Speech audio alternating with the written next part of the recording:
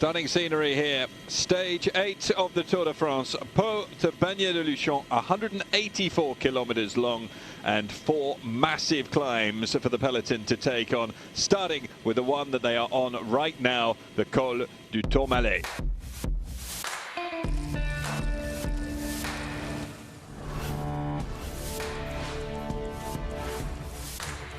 It is a pretty bog standard Pyrenean stage. A new take before they made their way through to the intermediate sprint at Estiers-Serre. Then it was starting the massive climb up the Col du Tourmalet, the most used climb in Tour de France. Way across to the second. Well, as I said, they are on the Tourmalet as we speak. Things really hotting up already in this early stages, comparatively, of a massive day in the beautiful Pyrenees Mountains. Let's waste no more time, get straight to our commentary team of Sean Kelly and Carlton Kirby. What a day in prospect. This is where it gets a bit loud, to be honest. Not just the crowd, but the terrain as well. Bagnères-de-Luchon is where we're heading. Spent the night there last night. I think I was in Fred Flintstone's bed. It was the hardest bed I think I've ever slept on, but nonetheless. We awoke this morning to beautiful sunshine and indeed high temperatures around 30 Celsius. And it was always going to draw out a response, and it did. It was a punishing pace set early on, about 52 kilometers per hour for the first hour. Quite remarkable on the approaches, most of which pitched up to what is a very peaky day. The Tourmalet.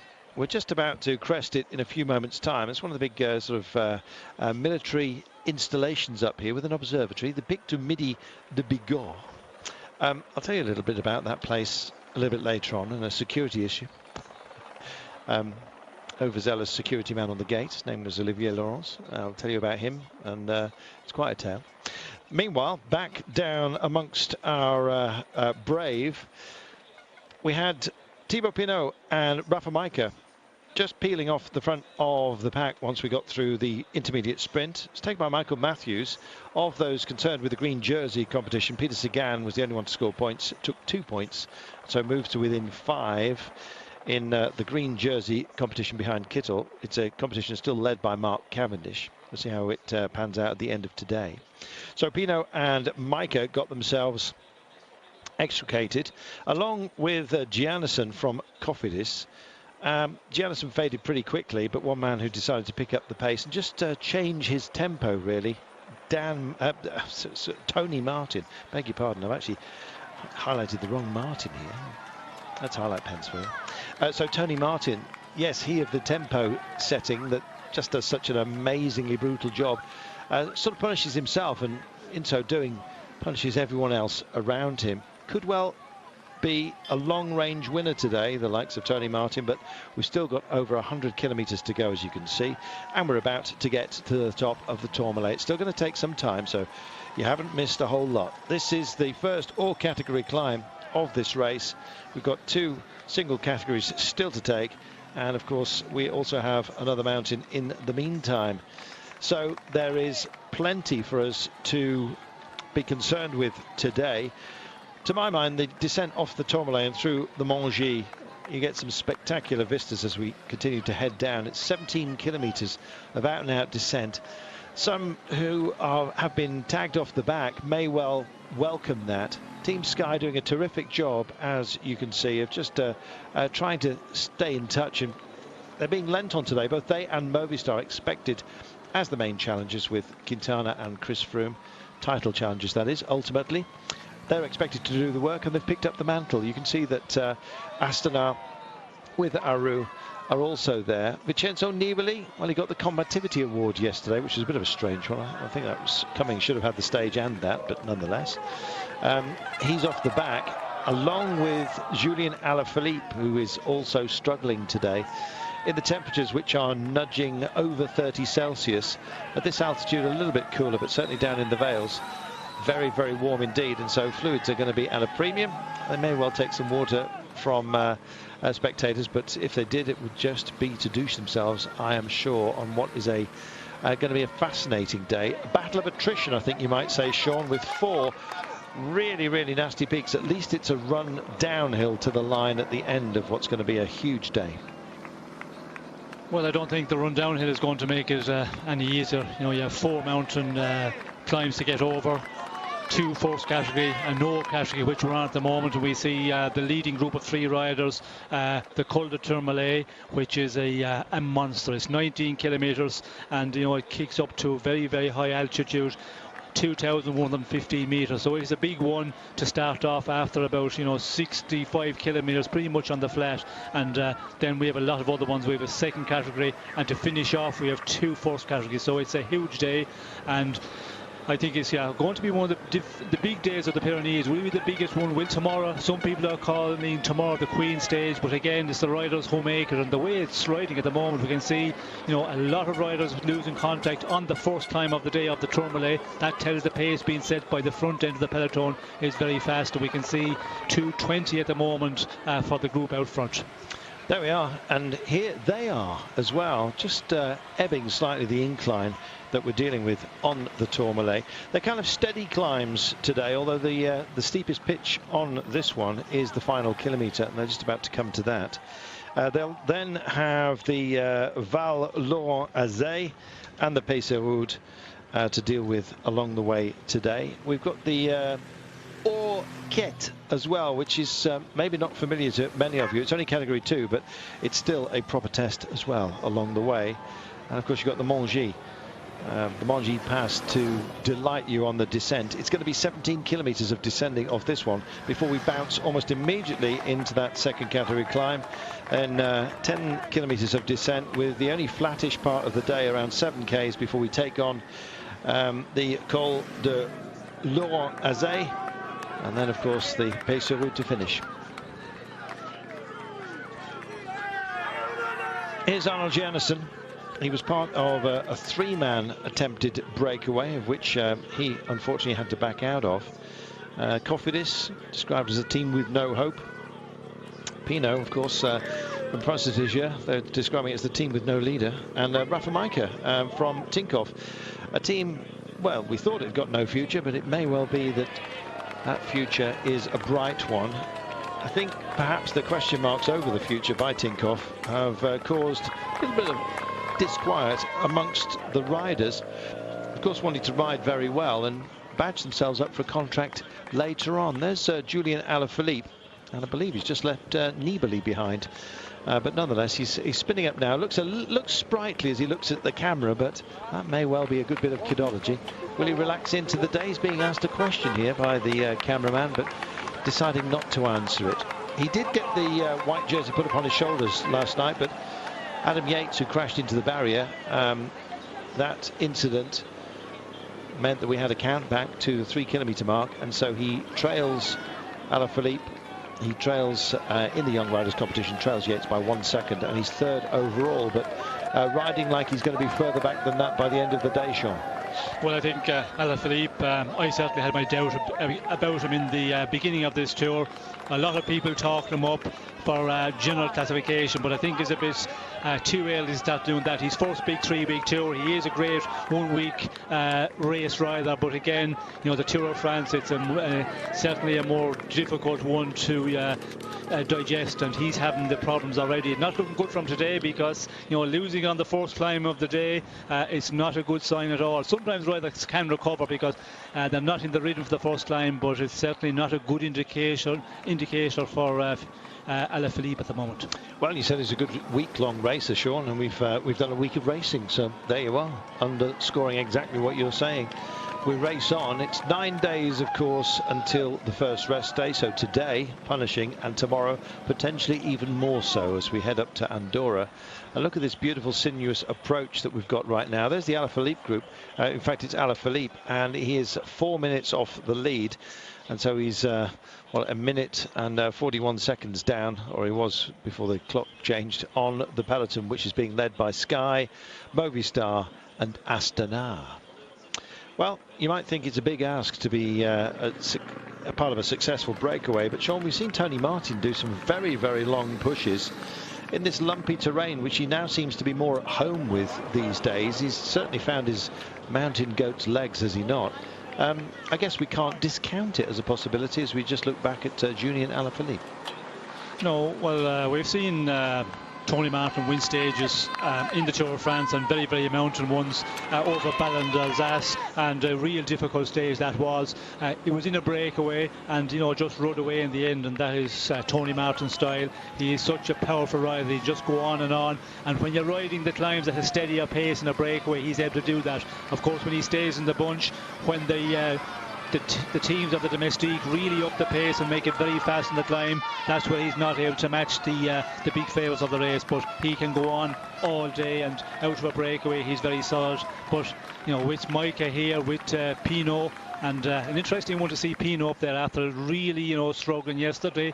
The question is, was it a little bit of, you know, heat stroke he got yesterday? Did he not eat enough? Was it the pressure of the Tour of France? And a lot of the people are saying, if you look back at his records in the Tour of France, of course, a Frenchman, French race, big expectations on him, and he doesn't seem to be able to digest that pressure, that media pressure, and just cracks under. And we see last year, you know, he won a stage in the Alpes d'Huez, actually. When he got that pressure off his shoulders, he seemed to come back and perform well again. And I don't think he can do that in a Tour. Very, very few riders can do it. So it's looked like the pressure, he's not able to digest it. These are for mountain points. Micah goes off. He's actually said he wouldn't mind taking a polka dot jersey home with him. Well, who wouldn't? That's Pinot, though, riding along with him. And a rack full of points available, Sean, at the top of this all category climb. It's the maximum point scoring, of course, for an all category. And indeed, when we get to the highest point of the Tour, even more so. 2 minutes and 9 is the gap that they've got. And just look at the fans here. Let's listen in.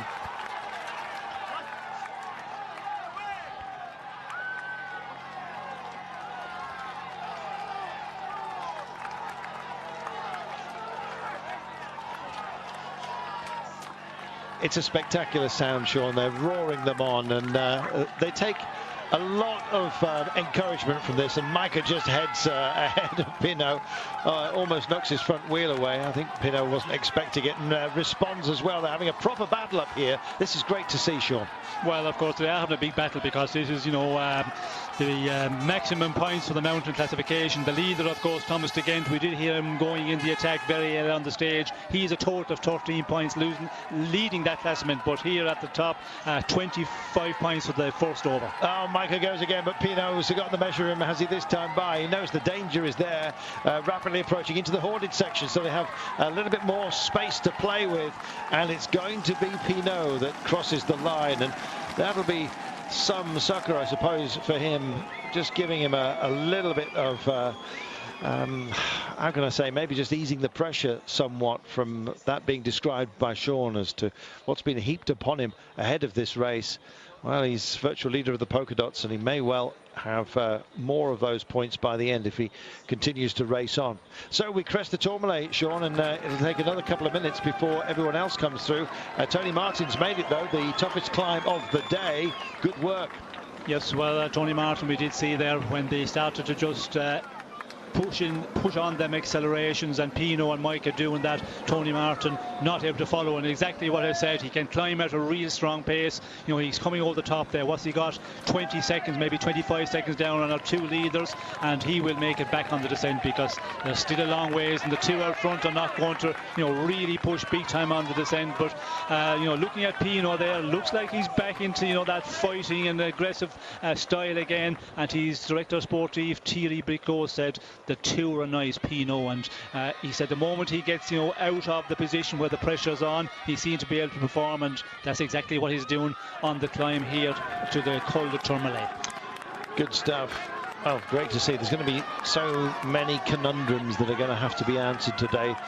Foremost amongst them all, Sean, is whether the GC men are going to start battling each other here, or whether they're going to save it until tomorrow.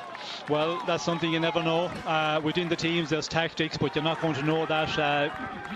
There's nobody giving anything away within the teams. And when you talk to the riders of the staff, they say, yes, I will see what way the race is going. I might try something. But the real story, the real tactic of the teams, you never forget, of course, you know, they keep that to themselves and to their riders. But it looks like Sky are pushing on a lot here. The pace is, you know, very, very strong. We can see the way the peloton is stretched out, and Movistar also contributing. And they are the teams that has been yesterday a lot of discussion between Sky and BMC and Movistar, because BMC weren't riding, and especially the BMC team, they said, well, why should we ride? Why should we chase the yellow jersey? But the other teams are saying, well, you're allowing Nibali to get back into this race.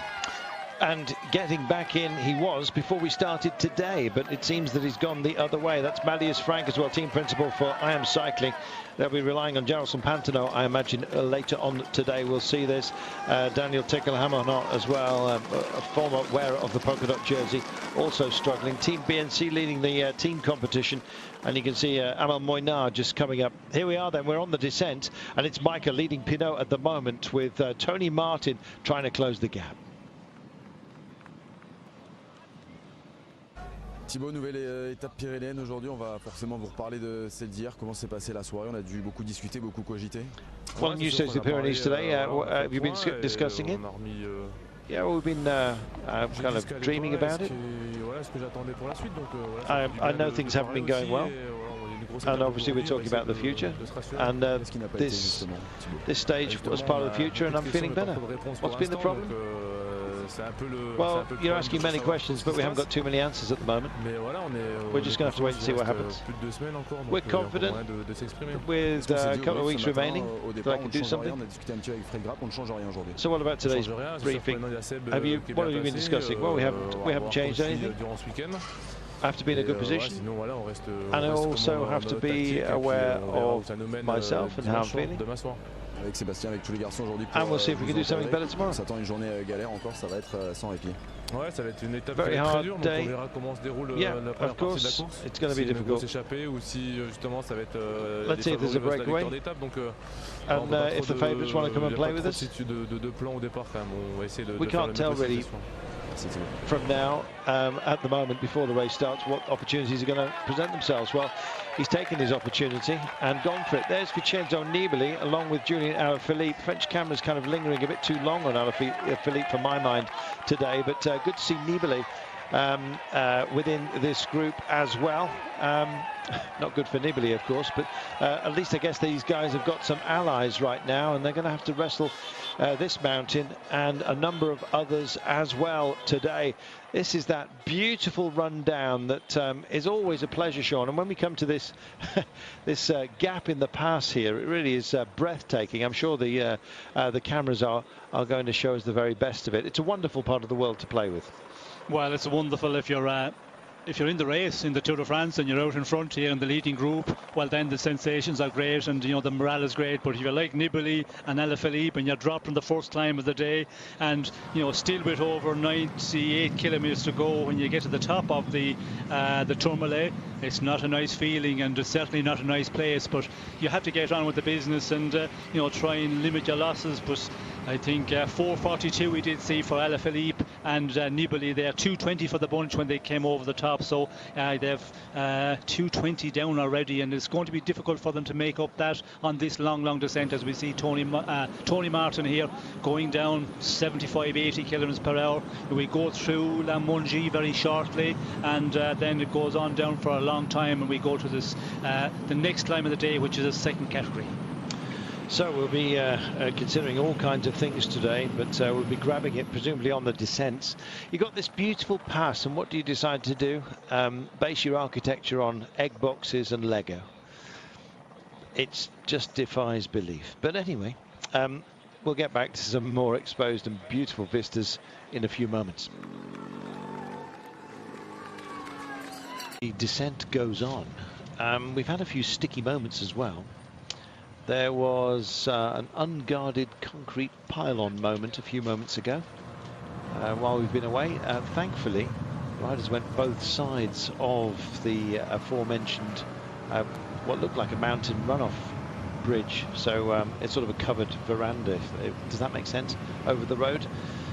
So taking water away from the road surface, it would be once you got snow melt. And one of the support structures nearly took out some of the riders. Thankfully, they got away with it. Nobody there with a whistle or a pennant. Anyway, we remain safe. In a moment, we're going to be having a quick look at the ones to watch, as Tony Martin just tries his best to bridge over to Micah and Pinot, and he might just do it. Look at this.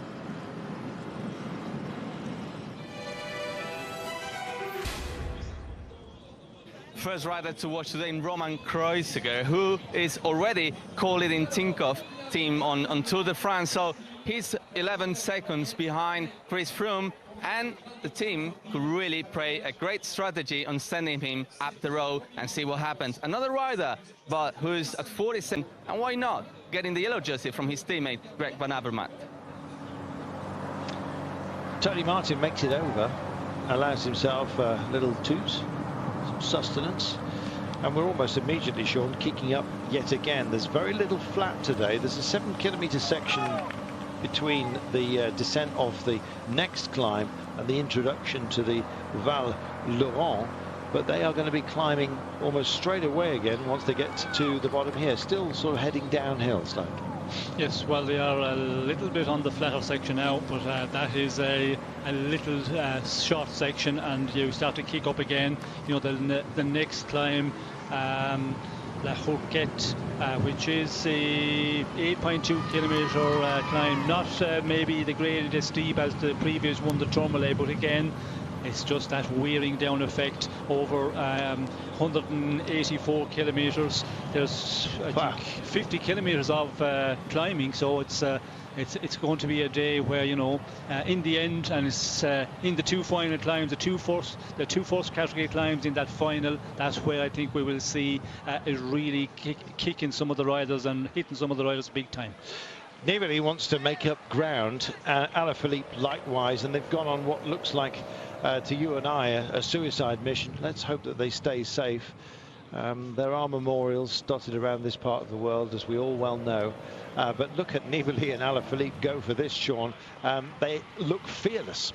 Yes, well, when you're a good descender, you just, you know, leave it roll down, and Nibali just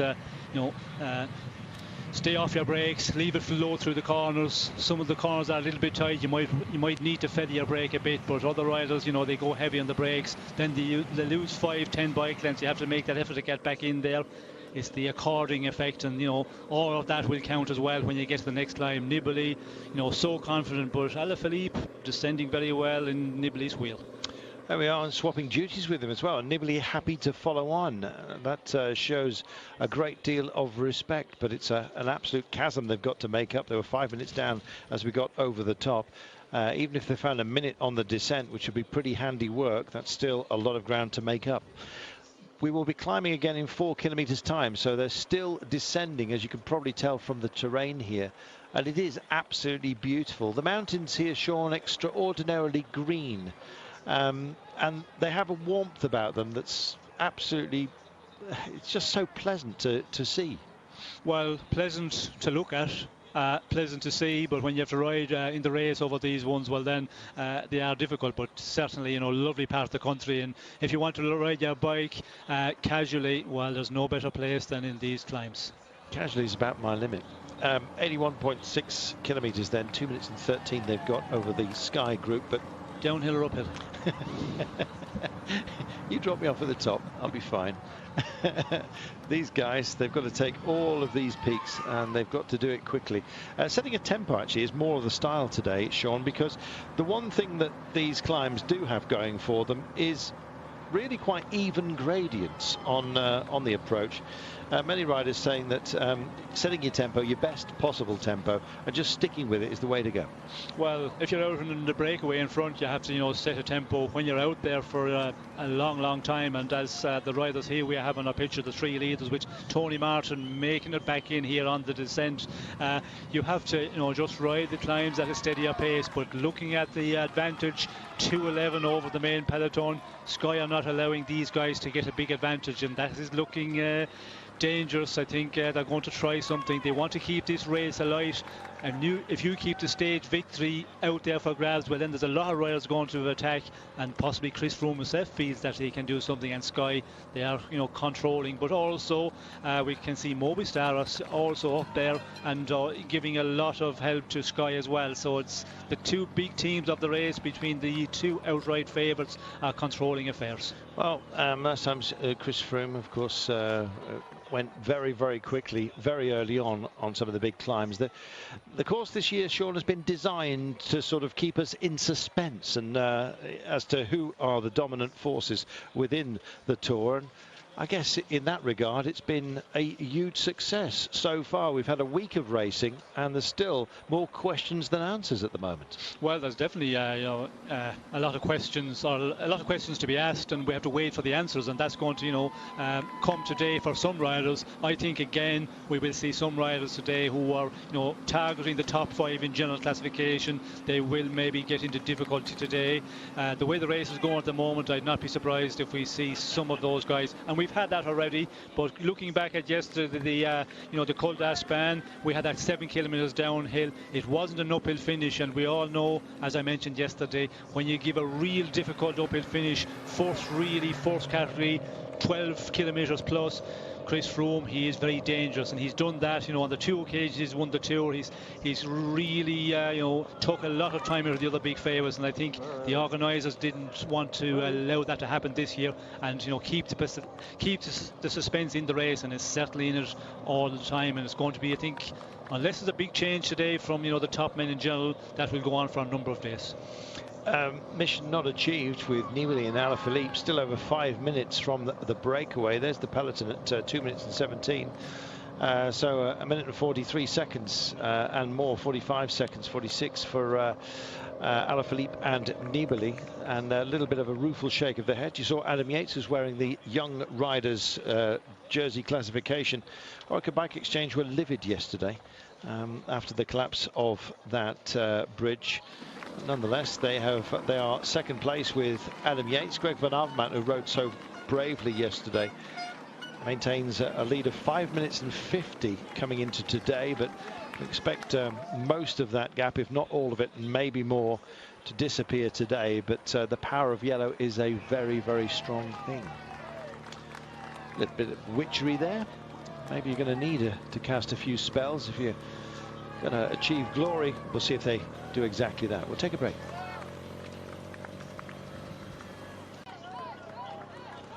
Welcome back. 3-man breakaway, 2 minutes and 41 their advantage, so they descended rather well. They climbed very well as well. Tony Martin just got found out on the more testy inclines. He's going to have some more to deal with fairly soon. They've decided to take on something of a feat at this point. It's mainly fluids, of course, but they have gone through the feed zone. The placement of it, very difficult on a day like this, Sean. It's hard to find a zone where you can hand out safely, especially if it's in an area which could happen anywhere, where attacks may well just raise their heads. Well, I think to hand out fresh drinks on the climbs is the place to be, and we can see there that on the previous top of the climb, the Col de Tourmalet, there were some riders getting musettes. We did see a Bora rider, I think it was, or no, I Am Cycling rider who had got a musette, and he was trying to get his bottles outward, and we'll have that on all the climbs. So with all the climbs in there, there's so many of them, it's not a difficulty to get the drinks. You should be able to get enough, and it is important that you keep on eating, keep on drinking right through the stage. John, yesterday, a big deflation and a big moment. Yeah, a huge moment this one. We're going to see the onboard camera issues sustained by Adam Yates. Apparently it was a member of the public's belt buckle getting caught in one of the power outlets that inflate the Flamme Rouge. No doubt that it was Adam Yates who came off worse there. Well, thankfully for him, they counted the time back to the 3 kilometre marker. Prudhomme saying a respectful visit and personal apology to Adam Yates, 7. And tweeting about it as well, Brian Nygaard, as you can see. Well, they were absolutely livid yesterday, but they've got the white jersey. and by a margin of a second. I actually wonder whether, if the times had been taken in line, at the line, had the deflation not happened, whether he would have had a more significant advantage. He leads that competition by a second ahead of Alaphilippe. It's of no consequence, I guess, today, Sean, because the gap will be much bigger by the looks of things by the end of today. Well, it's going to be a big shake-up in that classification today. We could see Alaphilippe, you know, definitely going to lose a lot of time. Did try on the descent, but not managing to make it. 76.3 kilometres to go, 2 minutes and 44. Nairo Quintana, Quintana Froome, when are they going to go toe-to-toe? It's inevitably going to happen. But when and what theatre? Anybody's guess. We think possibly Arcalis tomorrow, but don't be surprised if it is today. You can come on summer holiday up into the mountains, as you can see. You're going to have to deal with some flies, however, if you do. Not besmirching anyone's character or personal hygiene, but just to let you know that there's a lot of them around. And you may hear swatting sounds from within the commentary position. Today we have a very interesting second day in the mountains. What do you think it can happen today? Because it's always like focus on Team Sky and Chris Froome. What do you think? It will be like this, or? No, yes, you're right. You make the point. Actually, yesterday was Act 1 of the 3 stage of the Pyrenees, with only one hard climb, Aspen, and actually, all the teams give us the weight of the race, and well, it's how we know that. So. Obviously, we just do our own thing. I was TJ Van der Vermaat in front, so we were not really worried about the yellow jersey. It was more about Nibali. You know, we didn't want him that he can come back on the game if we give him too much time. He's still Nibali. You know, in the Giro, he was like quite far down on GC, and he was still winning the Giro. So, but today is a proper mountain stages. So we have 4 climbs.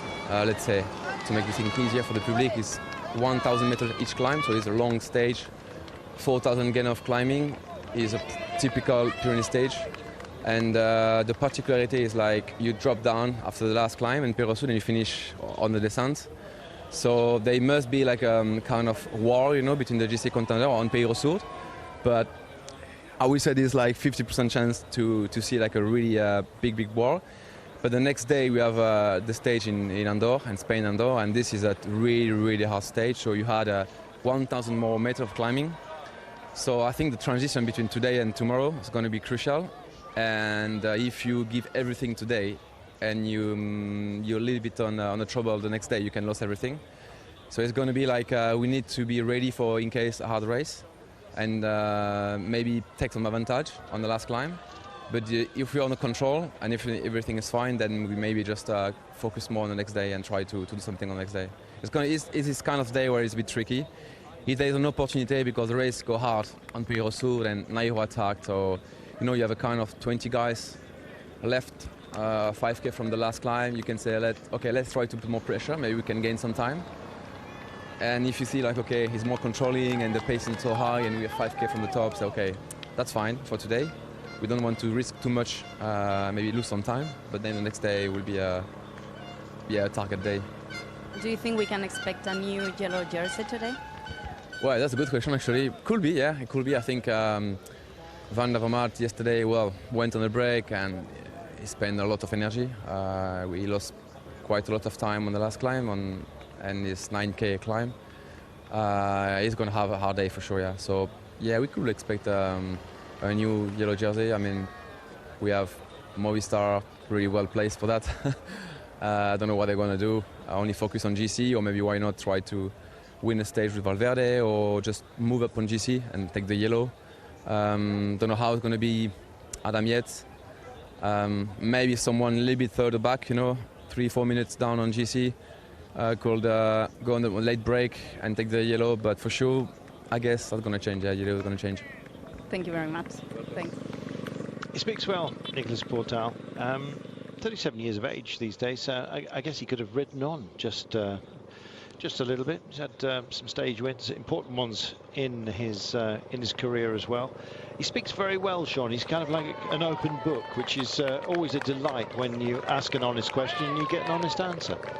Yes, well, he does give a good forecast for the stage, and you know, He is a very, very good director sportif at a young age. You know, he came to Sky, retired very early from biking because, as you mentioned, he's still only 37 years of age, but seemed to be with that role of being the main director sportif for the Tour de France for Sky for Chris Froome. He seemed to be, you know, handling it very well, and you could hear from him there that yes, the tactic, the strategy of the team, it's all worked out, and he has it all off by heart. There we are. Yeah, he's and I guess having the confidence as well to reveal, you know, their thoughts, and that's a refreshing thing, Sean, especially with so many smoke and mirrors that we're kind of used to, I guess. Well, we'll wait and see in this stage, you know, exactly what he tells us there in the interview with Laura. Will that be the case? Will Sky try something, you know, at a point in this race? We're not going to hear that, certainly, you know, before the race kicks off. So we just have to wait and see. And at the moment, you know, this breakaway, as I mentioned, a long time back this road, 2:34 at the moment, is not being allowed to pull out 8, 9, 10 minutes where they could go on and get the stage victory. Like if Thibaut Pinot, if he was given 8 or 9 minutes and you leave him into the last 35, 40 Ks, well then he could certainly go on. Micah could do it also. Tony Martin, I think the company is in. It could be difficult for him, but with the advantage they have under 2.5 minutes is going to be, you know, very difficult to see them going all the way to the end of this one in Bagnères-de-Luchon. Well, if they do get all the way to the end and then it's a time trial home, that's one scenario. There is a flat section, but it's very, very short, just a handful of kilometres right at the very last, about 4 kilometres lead in after what is going to be a punishing day. And we're only just in the, well, we're not even in the middle of it just yet. 184 Ks, so I guess at least numerically we're there, but we've got 3 climbs still to take. We're on one now, Sean, but it's 4.9% over 8.2 kilometres. There are some little peaks and troughs within this one. It's of all the climbs that we were talking about, where you said a steady tempo, it's kind of hard to relax on this one. I guess that's why it's been knocked back to a category 2, and the incline's not as punishing either. But this could be a sort of a holding pattern we're entering into on today's stage before the fireworks later. Well, at this point in the stage, when you top out of this one, it's still 64 kilometres to the finish, so there's not going to a lot happen in the peloton. The big favourites, the big teams, they're not going to really try anything. I think it's all about securing a good tempo on the front of the peloton, and that's what we can see Sky doing and Movistar, and just hold this advantage at what they would like it to be, around the 2.5 minutes, 3 minutes, and on this climb then it's not too difficult. If you're if you're a rider who can ride over the mountains, you're a good climber, well then you should be able to get through this one in that group of riders. I think in the Col de Tourmalet, a much more difficult situation. The first climb, I feel it was going at a faster rate, and that's the reason we see a lot of riders losing contact, including Nibali, Alaphilippe, and a lot of riders just blowing out of the main peloton. We'll be back after a short break with a look at the newspapers. Sean's been plying through. Pinot, you can see the little hump on his back. That is ice just starting to melt. You can see some just going for a standard ice bag, others actually putting it in nylon stockings so that it gradually melts and cools you down.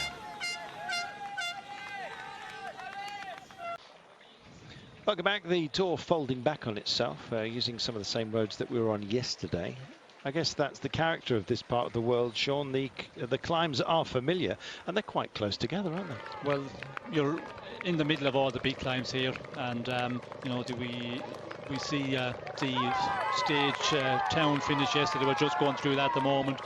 So if you position yourself here, you can ride all the climbs within 50 kilometers of where your base. So it's a great area, and often we pass a number of times. It's not the first time we've been over the same climb twice in the same tour. The Tourmalet, I think we went over a couple of years ago, we had to finish, and then we came back over the following day. So a lot of moving about in a very close proximity here in those mountains. Yeah, sharing some of the roads, not going over the Aspan today, but nonetheless just skirting by it. And so some of those bacon transporters, as the French like to call the big camper vans, especially the ones from Holland and Belgium, they were already installing themselves yesterday, which is how we knew that we were coming back.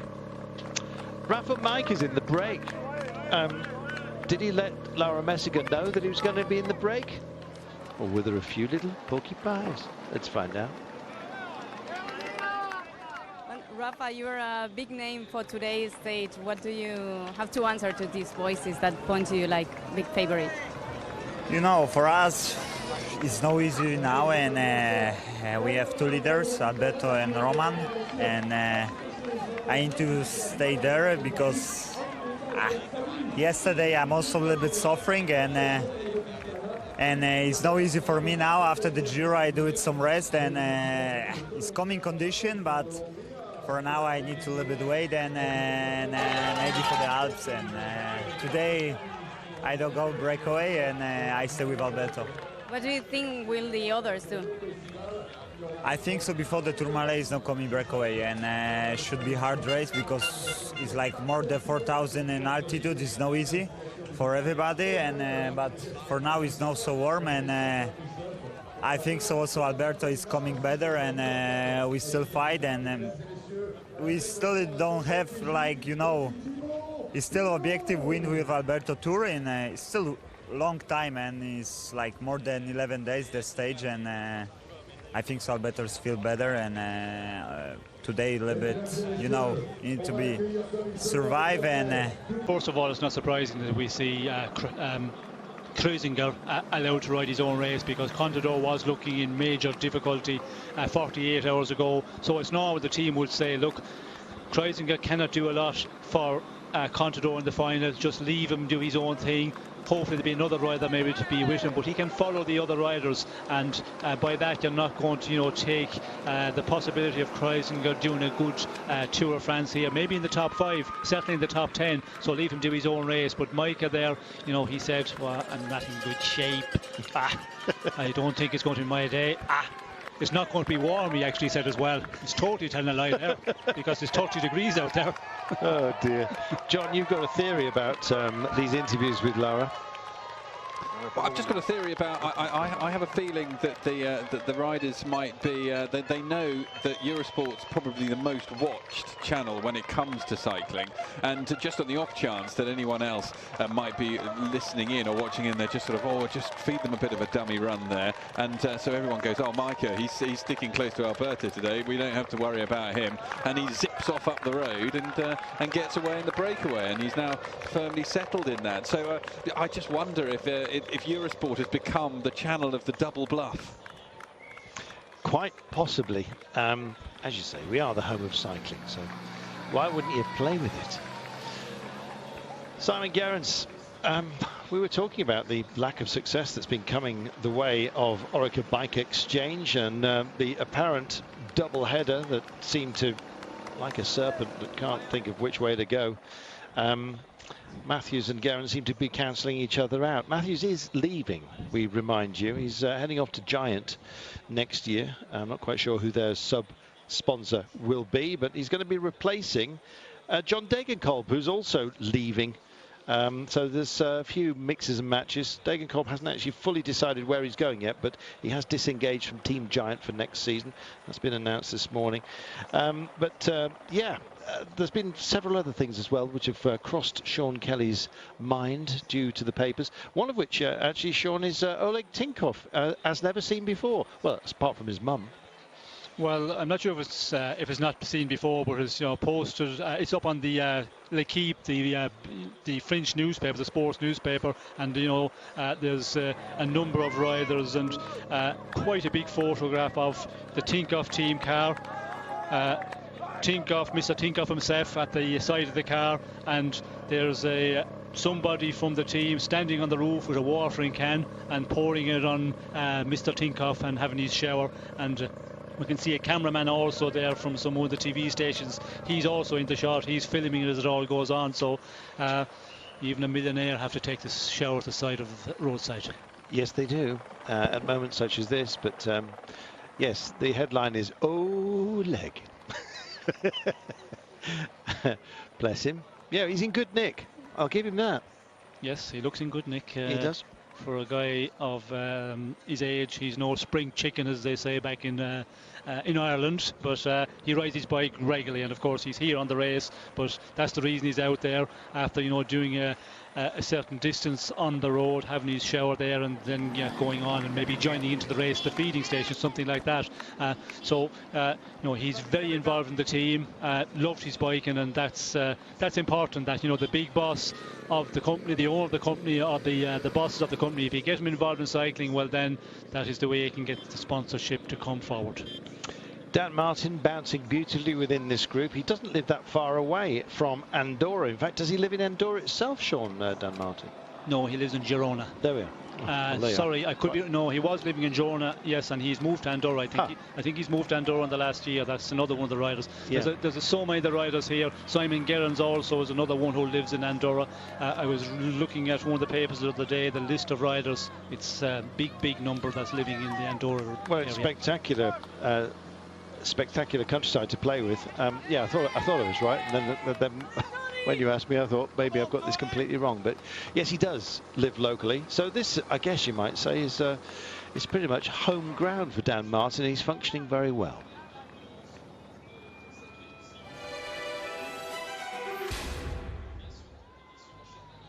We've been allowed today to get inside Team Sky mechanics track. Here is where they work with their bikes.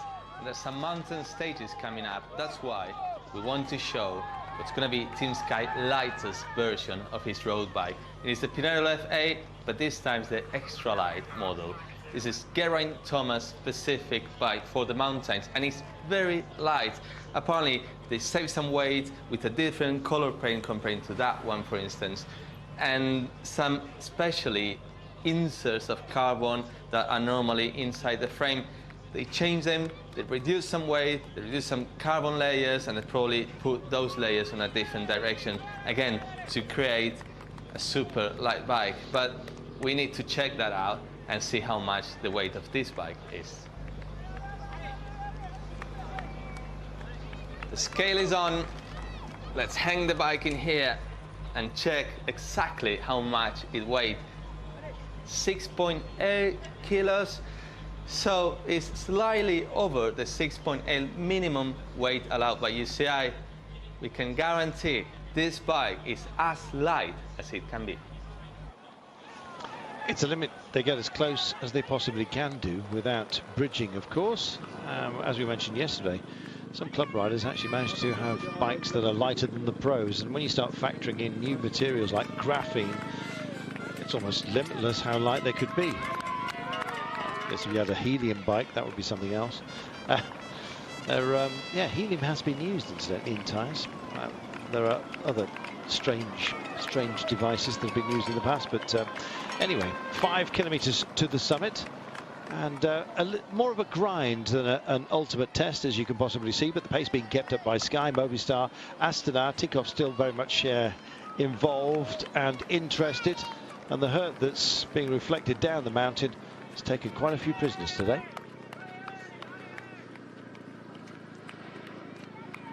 Gorgeous day. Virtually no breeze. I'm actually looking outside of the commentary position, and there's hardly any movement on the trees. You can see the flags sort of lazy upon their staffs, even on the top of the mountain. And so something of a vertical feather day further down where we are.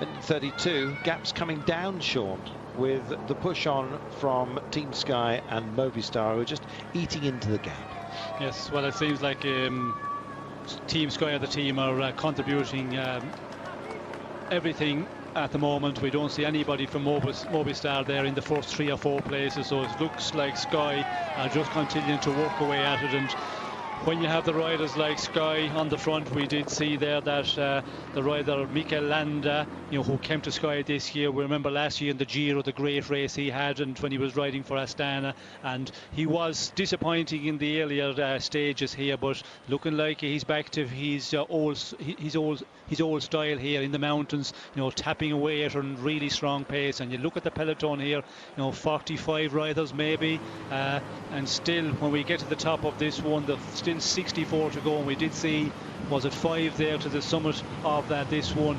Horquet, is that the way you pronounce it? Horquet, yeah. There's a little tiny nez d'Horquet, the nose of which we're just coming down on. So this is not the descent Well, obviously it is a descent, but it's not the off it. So they go down for about 1.5 kilometres, little bounce, and there it is. They'll be kicking back up in a few moments' time. But just look at it, it's absolutely lovely. You can kind of...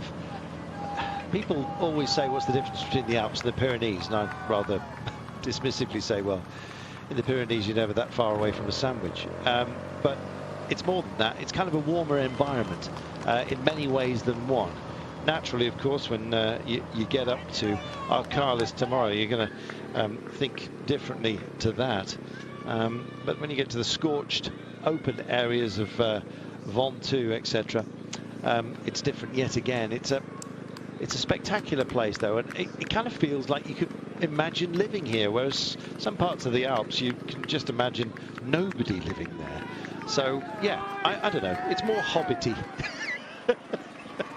I don't know where that came from, but anyway, Tolkien probably visited here and thought, yeah, that's where I'll have him. Some of the big black woods or whatever they were called. You can imagine that as well. Very, very dense woodland in this part of the world. There's wild boar here. Be nice. Not fishing for an insult. But yes, and there's a very pungent casserole that you can get here with many a sort of a white bean. And if you have that, very, very nice, but do open a window. Minute and 42 then.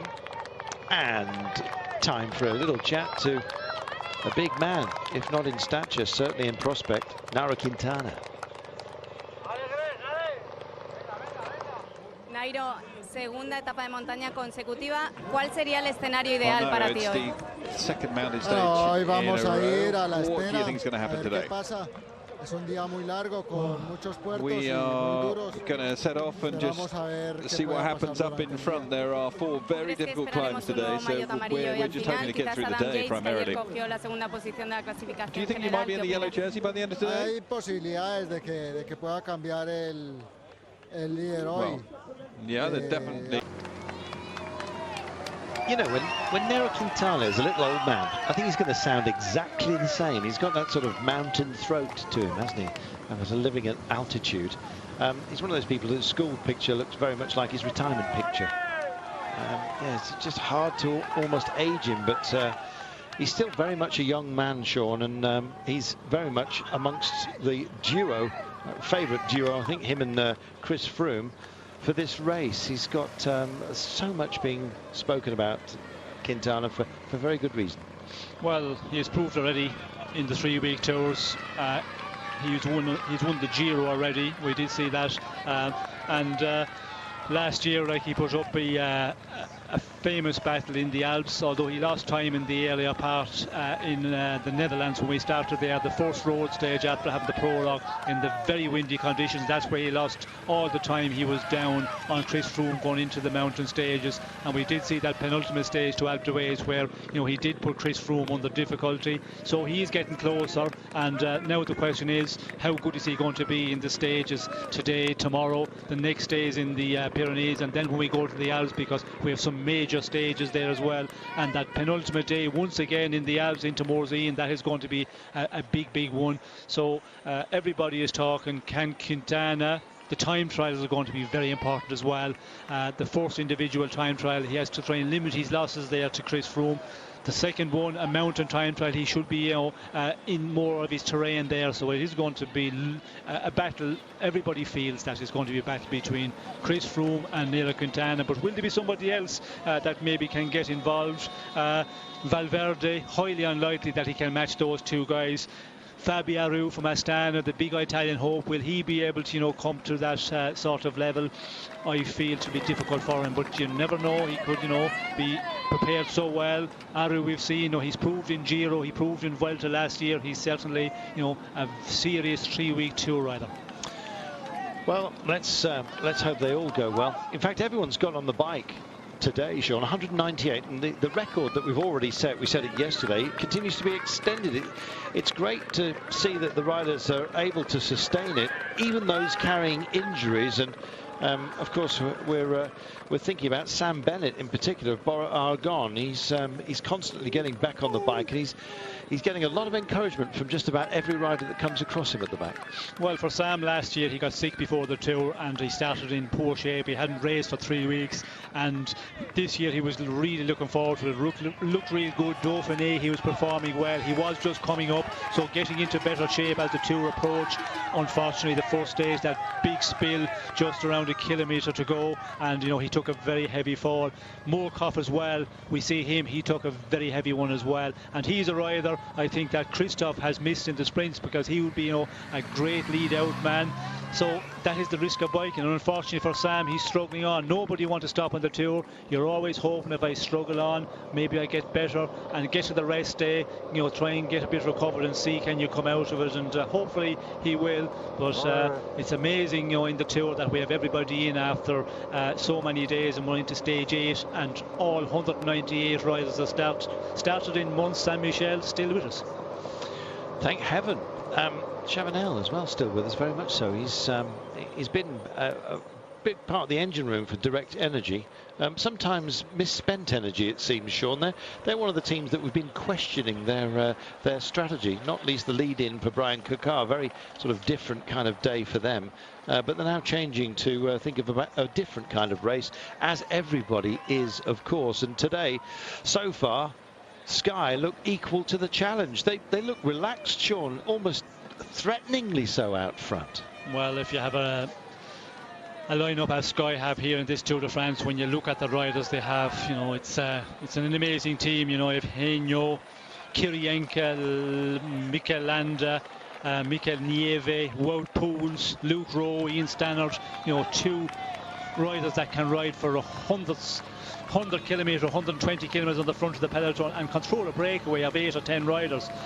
Geraint Thomas, who we haven't seen a lot, he's being kept in reserve for the moment, as Wout Poels would be.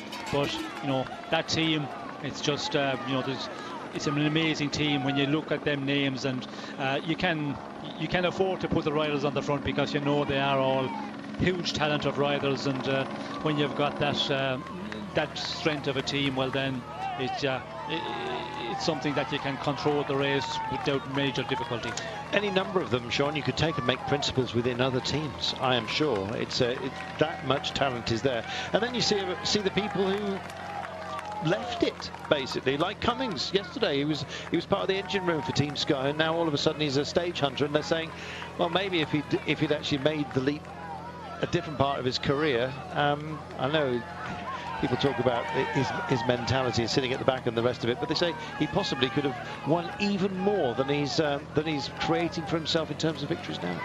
Well, I'm not sure with Sky would he get the opportunity to win a lot, because you're going to be maybe as a domestique, they're a helper in a lot of the big races, so maybe Steve Cummins just realised that a different team he'd be able to go for his chosen targets in different races, and that has been a success for him over the past number of years. When you look at Nicolas Roche not getting selected for the Tour de France this year, he is riding really well. Nicolas is performing still really, really strong, and I talked to some people, they asked me why was Nicolas not selected, and I said, well, if Sky put in a B team in the Tour de France, it would be a lot better than a lot of the teams are here. It's true. Irish champion, of course, this year, Nicolas Roche. So Pinot takes another one, Sean. He adds even more points to his polka dot jersey tally. Clearly a target for him today. Well, definitely a target, and to get the polka dot jersey, and if he can just win that outright in Paris, well then, and possibly get a stage.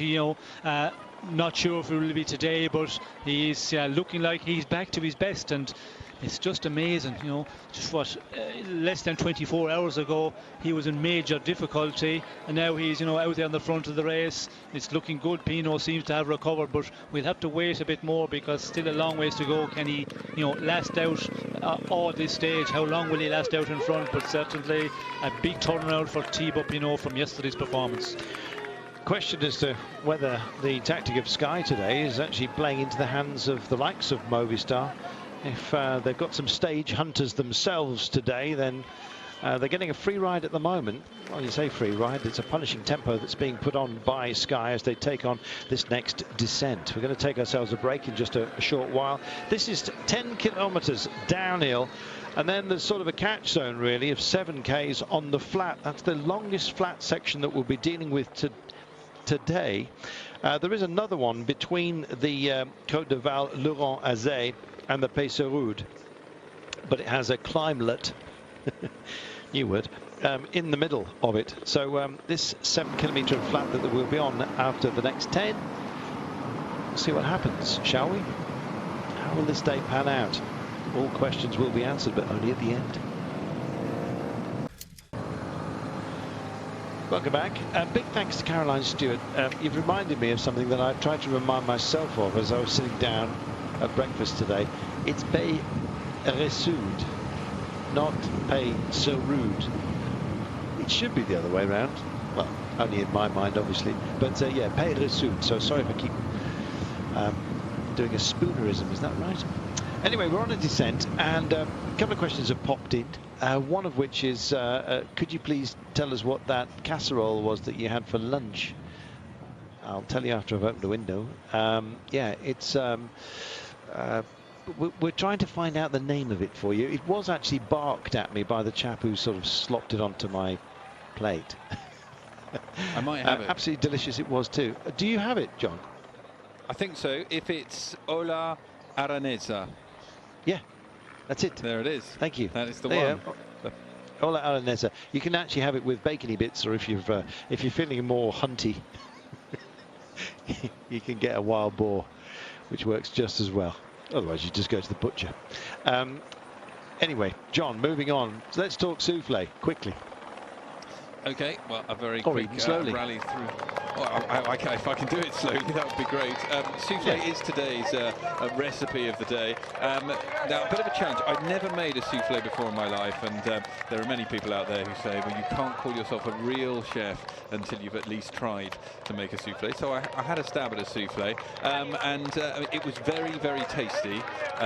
It was slightly deflatorary, I think would be the best way of describing it. When I took it out of the oven, first of all, it looked magnificent in all of its pomp. It had risen spectacularly, and then about 30 seconds later, when I finally located my phone to take a picture of it, it had sunk down, but it was still very, very tasty. The secret to souffle is, of course, making sure that you make your bechamel sauce nice and thick, and then you also whack in the egg yolks, and then you've got to make sure that you've got all of your egg whites really beautifully whisked up, and then you fold it all in together before just a bit of seasoning.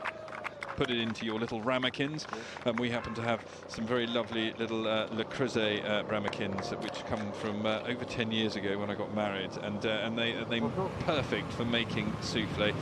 So a wonderful experience, and I definitely think that the adventurous of you out there, if there are, and it seems to be some of you who are following these recipes and making an attempt at them every day, have a crack at making a souffle, because even if it goes wrong, it'll probably taste fantastic. And if it goes right, well, then you can tell all your friends and everyone on the Twitter sphere as well what an adept cook you are. There we are. Thank you, John. King of the Mountains update. Thibaut Pinot leads it by a margin of 5 points from Rafa Majka. There are 2 Category 1 climbs still to be taken here, and just reaching over for the absent Sean Kelly. He's got to get coffees, by the way.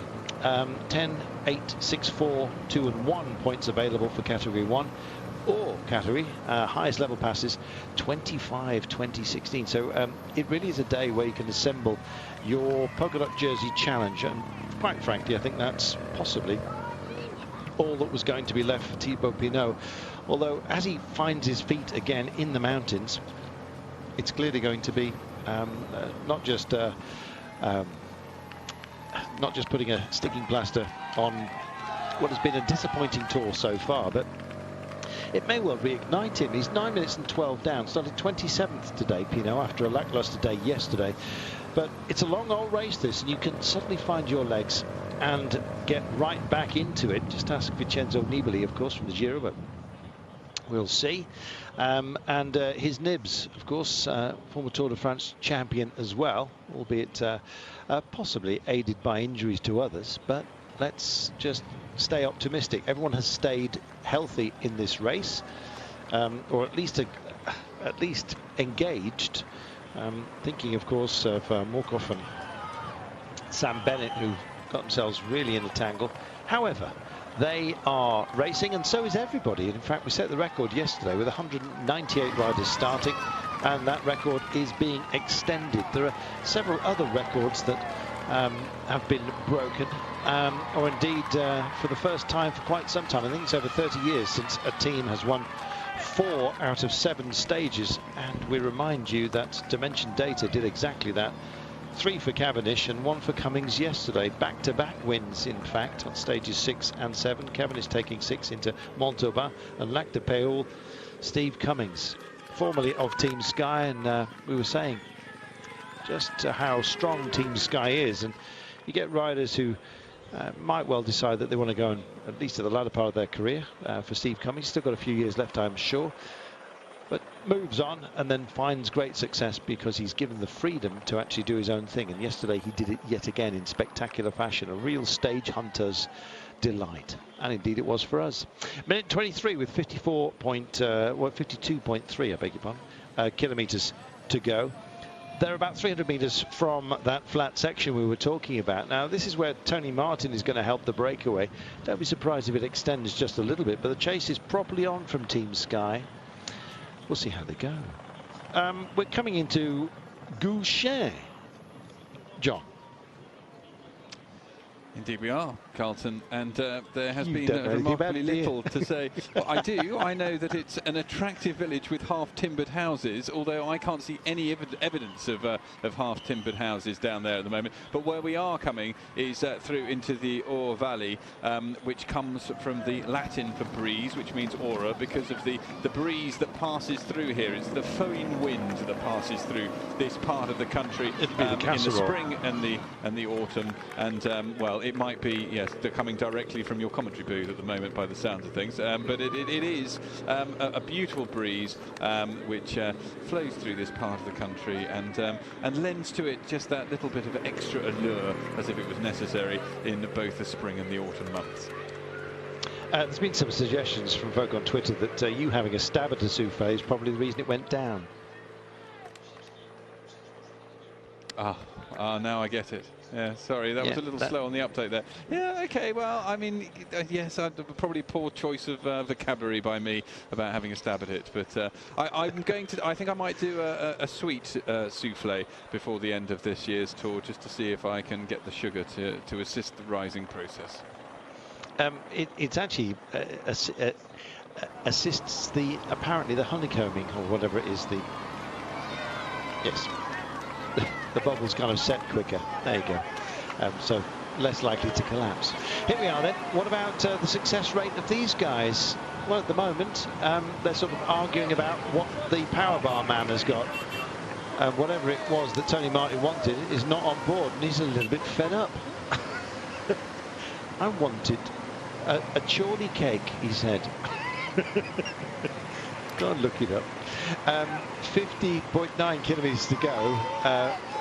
A minute and 17. I cannot remember the last time I ever said or indeed heard chorley cake. It must have been 30 years ago.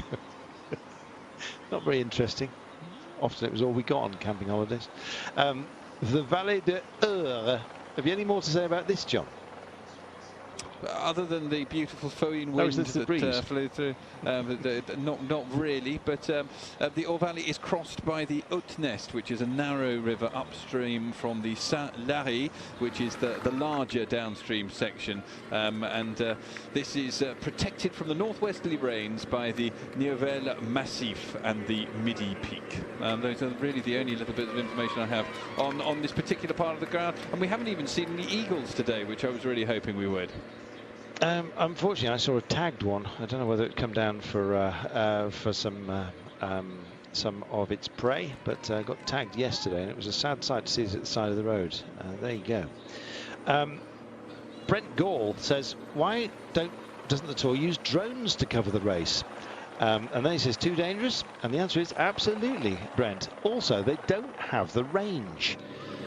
Drones are okay to go up and down and mess around, but generally the batteries fail very, very quickly. And the sort of distances we're dealing with, absolutely useless. So apart from all that, they're banned for security reasons. So there it is. Not only are you just dropping out of the sky, but you know, you just don't want them making a nuisance of themselves, especially when there's a lot of helicopters around. There we go. We'll take a break and we'll approach our next climb after this. Welcome back. The gap is down to 54 seconds. It looks like heartbreak for our brave riders up front. They've been busy assembling King of the Mountains points, and I guess when you take an all category and then a category 2 along the way, I erroneously called the last climb a category 1, so apologies to you. 5 points added to the 25, making 30 for Pinot, who's making amends for a lackluster start to this Tour de France by going for the polka dots.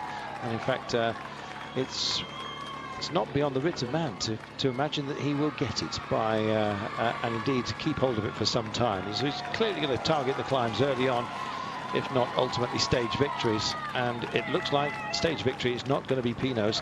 Might be Micah's. I can't really see it being Tony Martin's either. He's busy doing his yoga at the moment, as you can see.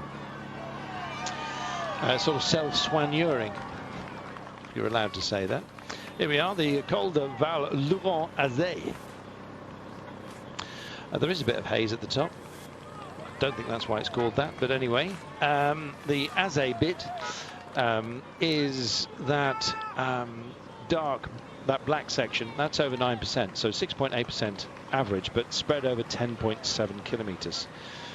It is not the big GC climbs that we've got today, despite the fact that we've had the Tourmalet. That'll be tomorrow up to Arcalis. And you get the feeling that it's going to be a bit of a private party when we get there. And it may well be Sky and Movistar that have some fun up those inclines. But it could be today. Sky at the moment are keeping such a high tempo that I think everyone's going to be reasonably tuckered out by the end. And don't be surprised if Chris Froome decides to just nab it. Well, we'll find out. 55 seconds and a smile from Claire as she sails by, but we know by the time it's taken her to write it, the clock has changed to 44 seconds. We've got a Le Monde alert in a few moments' time as we just dwell on Saint Larry of Soulin. I don't know who Saint Larry was, but probably a lamb.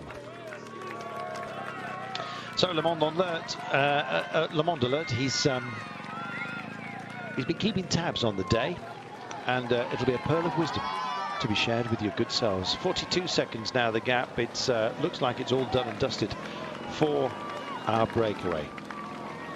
Here's the countdown to Greg.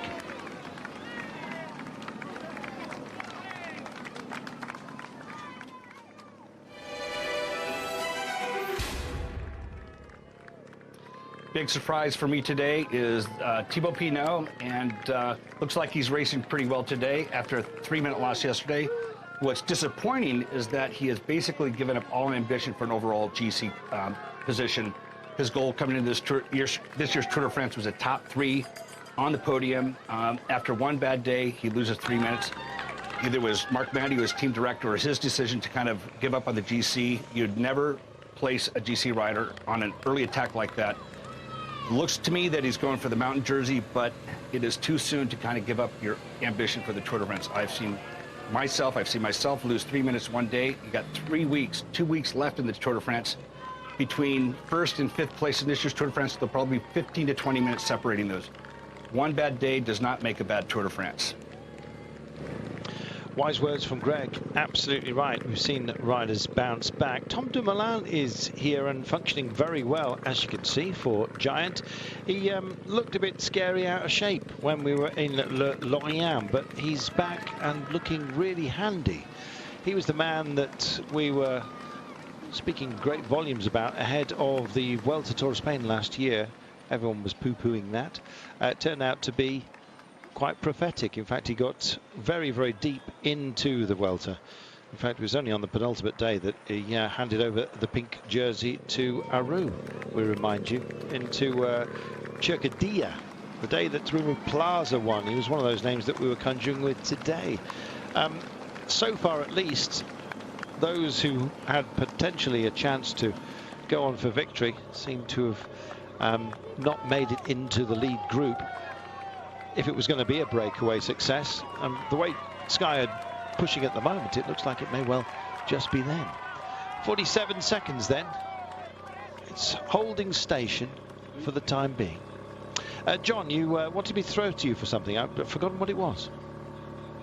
I wanted to tell you about the local dog from this particular area, the Pyrenean mountain dog. We were having a little chat about the Patou, and then we were having a little bit of a fundamental disagreement about what the dog was, because I think you saw a different type of dog, and then we established that it was the Pyrenean mountain dog. Very famous for the French TV series Belle et Sébastien from the 1960s. I only remember Belle and Sebastian, the Scottish rock band, but I didn't even realise that there was a TV show with this particular dog. I'm afraid I think I only go back as far as The Littlest Hobo and Lassie, but the Patou, beautiful dog. In recent years it's become the symbol of Saint-Lary, which we have just passed by. It's also used to protect the herds on the mountain pastures, and it has a great love of liberty, they say. How you gauge whether a dog has a great sort of sign of liberty or not, it remains unknown to me, but apparently they do, and that makes it truly Pyrenean. Yes, it means it doesn't like being locked up, so basically just open the back door and let it roam, which is what it generally tends to do. Very good natured, enormous. You've got to put a lot in the front end. Obviously you get a lot out the back end as well, which is the downside, so really you do want the mountains to play, for it to play in. Yeah, it was during the summer holidays there were various French series that were badly dubbed. Belle and Sebastian was one that used to be around. White Horses was another, and Robinson Crusoe I seem to remember, which wasn't terribly PC and has disappeared from our screens. Even in retrospect, I don't think you could really watch it sensibly. But yeah, Belle and Sebastian, I remember the shaggy dog. Its shaggy hair was only beaten by Grandpa. This is a jealous man sitting here. 43.9 kilometres to go, 41 seconds. Sean Kelly's arrived with gifts. He's brought me a small can of soft drink, and listen to this. That's the sound of a wrapped Madeleine, and I'm just about to tuck in. Sean, thank you. It's a pleasure. While you've been away, the break is down to 41. Yes, you can see that 41 seconds. So again, the two teams who have been on the front for most of the day since this group of riders breakaway went out in front, and you can see on the rear it's just a wearing down process, and you can see Matthew Frank there from I Am Cycling, who is, you know, the leader of the team, 7:13 in general. See guys like that in difficulty, it tells that they're just upping the pace a little bit more. Oh, that's exactly what you don't want at a moment like this, Sean. An incline at pace. Well, pulls. Yeah, exactly. Part of the engine room. Movistar putting hands to the pump as well. They want this to be a two-horse race, I imagine, by the end today. There we are. Getting himself back in. Not quite sure what the issue was.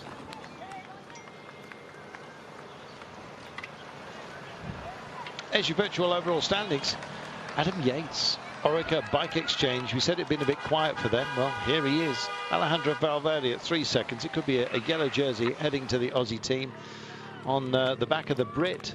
More Brit success potentially. My goodness. Joaquim Rodriguez.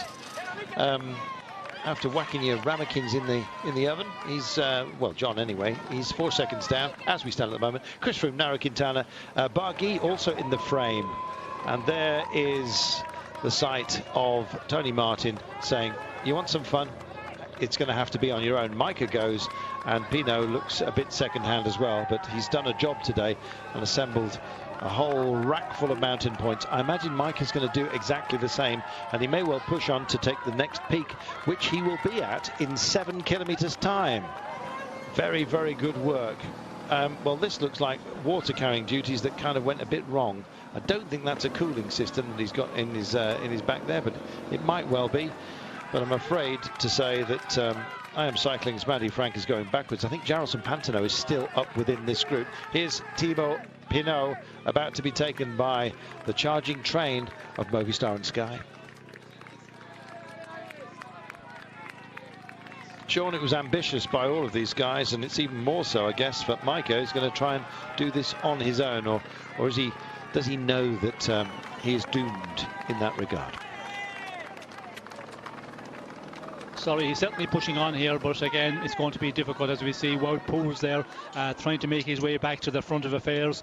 Mikel Landa, the Sky rider, just waiting for him, because Wout Poels will be an important cog in the wheel for Sky as we get further into this stage, if they're going to try and put some of the other big favourites in difficulty. We can see Micah, he's forging on, but he's still 6+ kilometres from the top of this climb, this first category, and it looks like it's not going to happen for him, because Sky really pushing on here. Movistar also with a rider up in front, and the rear end of the peloton, those riders just getting spat out the rear door slowly but surely. There you go. Thibaut Pinot gets his mountain points and then drops back into the chasers, and indeed goes straight out of the back door, I'm afraid. It looks like Tom Dumoulin was also grinding to a halt at that point. He's done well to be this far up, this deep into a difficult day, especially at this sort of pace. Dan Martin is looking absolutely impeccable today. If ever there was a question as to who is going to be their principal for this race, in terms of the overall, it's Dan Martin. He's on home ground. He lives in Andorra, not that far away, and he's bouncing in his familiar style with that sort of nodding head of his, very close to Movistar and Team Sky, tagging on to their efforts, I think it's fair to say. Danny Navarro, there's some very, very good names, Sean, that find themselves in trouble already. Yes, well, we're coming to the point now with 40 kilometres to go, so we have 140+ kilometres done, and over this sort of terrain, with this pace being set by the two big teams of the race, it's all the time it's just catching riders, and as we go further on, if they have some attacks out of this group on the final climb of the day, on the Col de Parasut, which is 7.1 kilometres, almost 8% in sections, well, there's going to be a huge explosion in the peloton. But will Sky continue on just to keep on this pace and try and just get to the finish in this way? I doubt it very much. I think if Chris Froome is feeling good, he will try something, but also Nairo Quintana, maybe it's the day we will see some of the big favourites of this race starting to open it up. That would be absolutely fantastic. I'm expecting it, frankly, to be tomorrow, but the way this is thinning down at the moment, if they've got good legs, why not go for it and turn it into a bit of a private party amongst the main players, who we believe will be the main players by the end. Anything can happen, though, in a race like this. Just ask Wout Poels. He's just had what looked like a gearing issue, solved it, and then got back on the bike, got back engaged. That's Nelson Oliveira, who did continue to put in the pace. Tony Martin is not going down without a fight here, Sean. It's a brave man, isn't he? Well, as we mentioned, the Elevator program, when he gets out in front, he can go on for a long, long time, and he's just been pulled back here. He just knocked it off for a moment, and now he's just clinging onto the wheel of Wout Poels to get back into the tail end of the peloton. Will he be able to last the pace? That is the question, because this peloton of favourites here, they are going at a faster pace, and he has been going out in front all day. And we know Tony Martin, when it's a little bit steadier, he can go and keep going on for a long, long time. But the little bit of extra pace, that's where he gets caught. And we can see here he's having difficulty staying with Wout Poels to get back into the tail end of that group.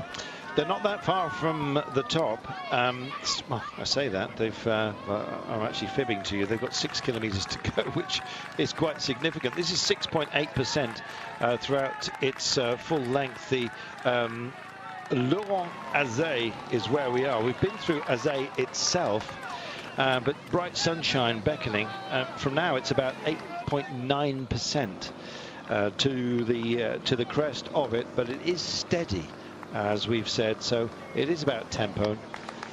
Well, they're setting a great one. Wout Poels, such a strong rider, Sean, and gets himself back in. That's how you battle with adversity.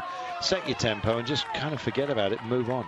Well, Wout Poels, we've seen him, this year he's won some very good races, week-long stage races, winner of Liège-Bastogne Liège, of course, so he is a huge talented rider, and he's a very important one for Chris Froome in those mountain stages, as today, tomorrow, all the big mountain stages. He will be the one to be expected to be accompanying Chris Froome for a long, long ways towards the finish, and he's just, grinding his way back in, and that's what you've got to do. It looked like he had some sort of mechanical problem. He had to stop, and you just get back at a slow tempo, because if you try and do it too quickly, well, then you could put yourself into red and get into major difficulty.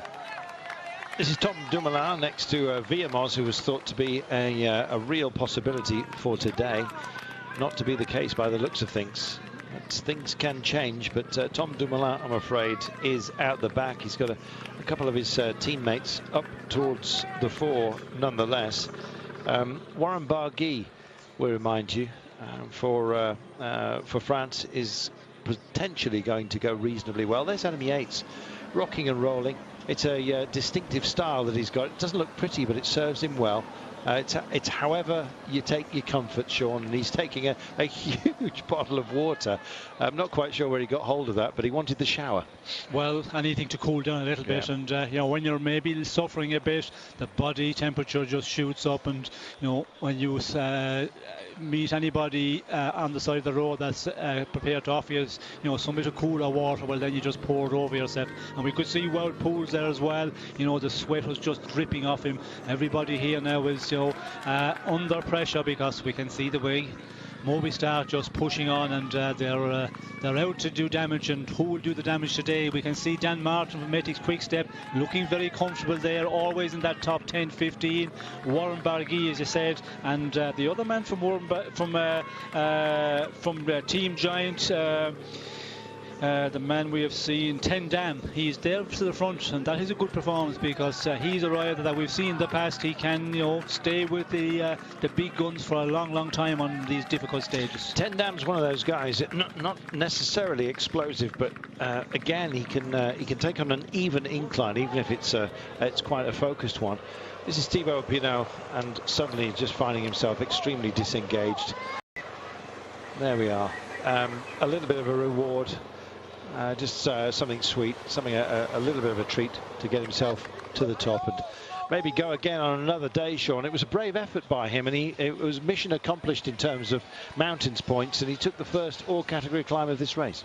Yes, well, he's taken, you know, the maximum points he's taken out of the breakaway, but Rafa Moika is also in close contention. He's still there in that group of big favourites now, and will he be able to hold on this climb and try and pick some of the points available at the top of this first category one? And if he does, well, then he could, you know, overtake Thibaut Pinot in that classification for the polka dot jersey. I think Louis Meintjes is in here, Sean, keeping an African theme, which seems to have threaded its way right the way through this race. Dimension Data, of course, supporters of the Quebecer charity. Could Louis Meintjes provide some more joy? Number 157, you can just see him on the side of the road in the pink, and there he is within this group, solidly within it as well, Sean. Yes, well, you would expect Meintjes to be in there, because he is a super climber. This sort of terrain, warm conditions, you know, it would be normal. With his performance of the past in last year's tour, you would expect him to be still in here with this group of about, what, 40 riders.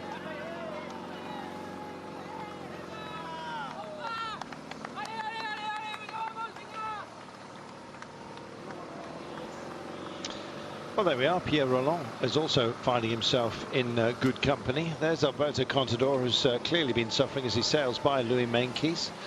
Other principals as well. Wilco Kelderman from Lotto Jumbo has been riding very well, super steadily in the sort of banana yellow and black there, just next to the bouncing Alberto Contador.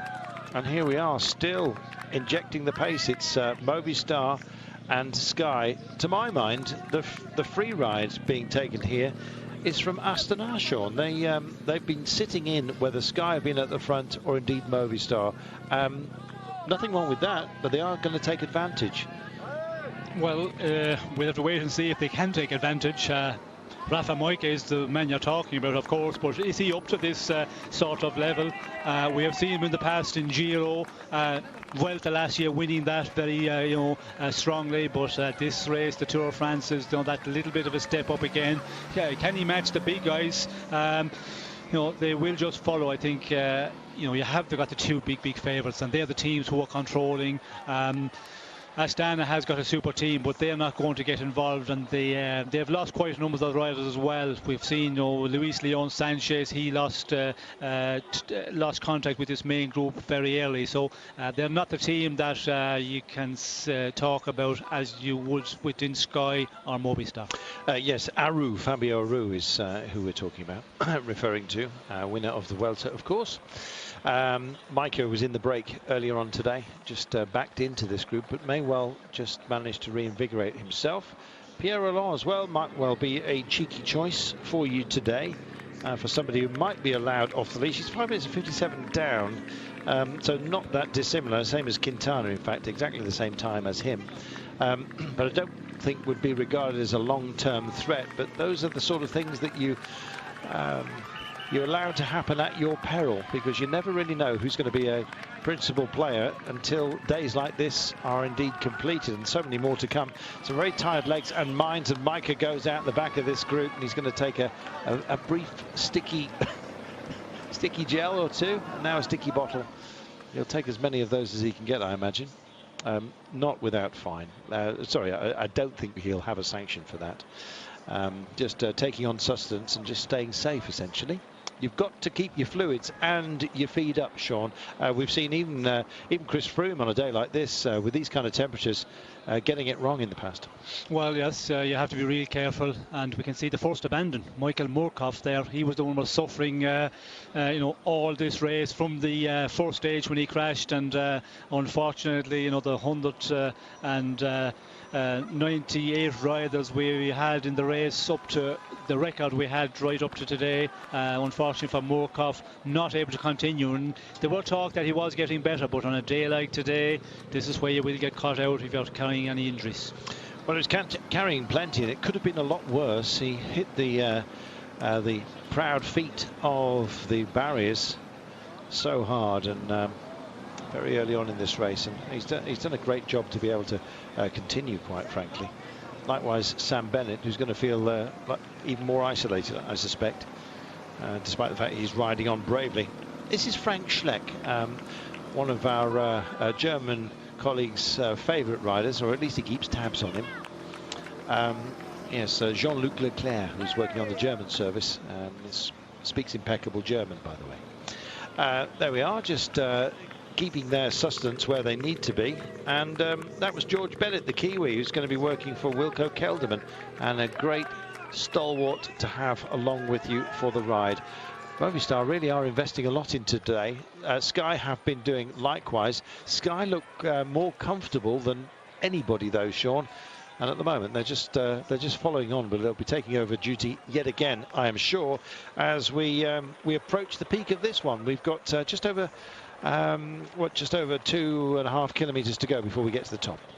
Yes, well, we can see Sky and Chris Froome, we just seen a picture here at the moment. He has 4 teammates in front of them. We can see Geraint Thomas, Sergio Henao, Wout Poels got back in there, and Nieve is the other one who was there. We can also see Nairo Quintana there just behind Chris Froome, and Richie Porte also there with TJ Van Garden in his wheel. Contador also in view.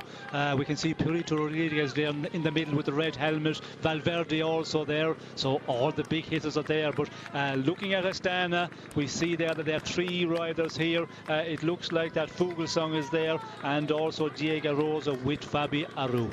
Well, looking at a demeanour test, I think ticks for pass, certainly for Quintana. Chris Froome, I never really know how to read Chris Froome, but he looks as comfortable as he ever does. Aru looks terrible, but then again he occasionally does and then pulls it out of the bag. Yates is still here. Adam Yates with the young rider's jersey. What an absolutely stunning performance by him. He could be gunning for yellow today, Sean. Well, he's certainly in a real good position, because now, of course, Greg Van Avermaet, he's a long way down the road. We did hear, quite a long ways back that he was over 7 minutes down, and that's growing out to be a lot more now. So for the yellow jersey, Greg Van Avermaet, the Belgian rider, it's over for him. But what a race he's had, and taking his stage victory and holding the yellow jersey for a number of days. Adam Yates, best one at you know, at 550. Alaphilippe, who was totally out. Valverde at 553. Rodriguez at 554. It's going to be, yes, I think a bit of a battle, and Yates is going to have a job to control these riders. But looking comfortable at the moment, but he's in serious company here. Very much so. Jon Izagirre is keeping his powder dry by the looks of things. I'm just having a look within this grouping. He's just alongside Warren Barguil at the moment. Somebody else who might be allowed a little bit of leeway later on.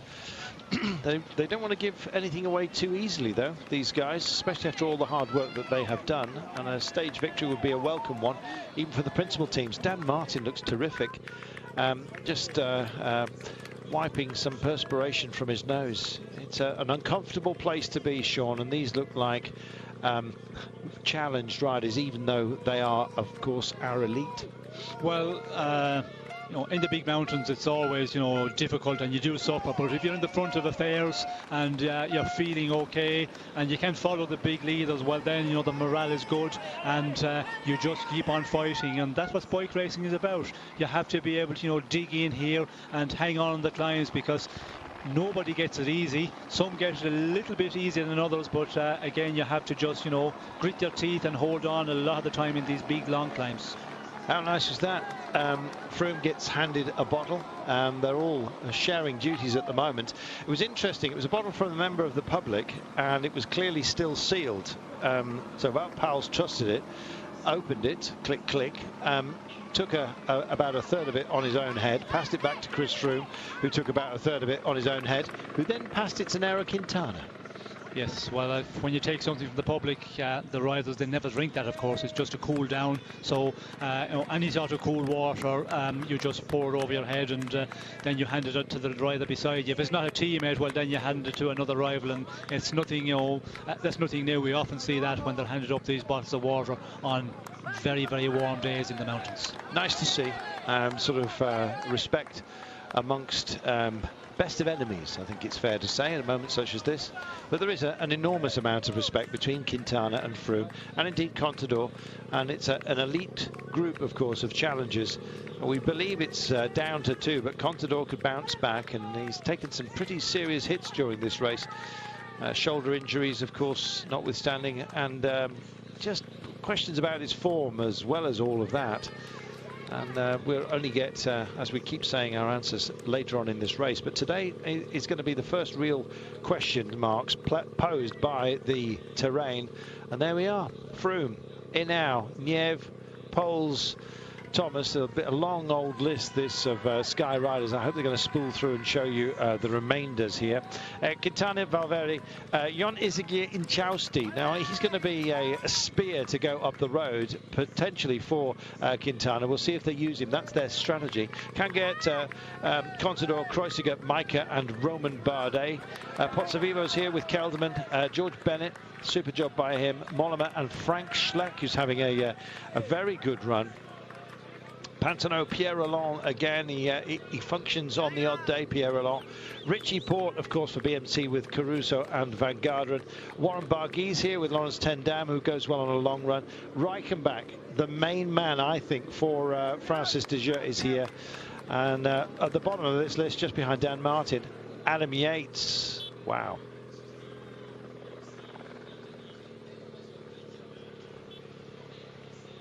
Louis Meintjes in there as well.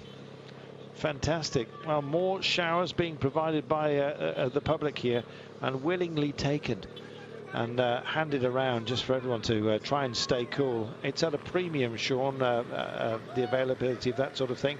With 37.5 to go, we're nearly over 1,500 meters only before we get to our penultimate peak here.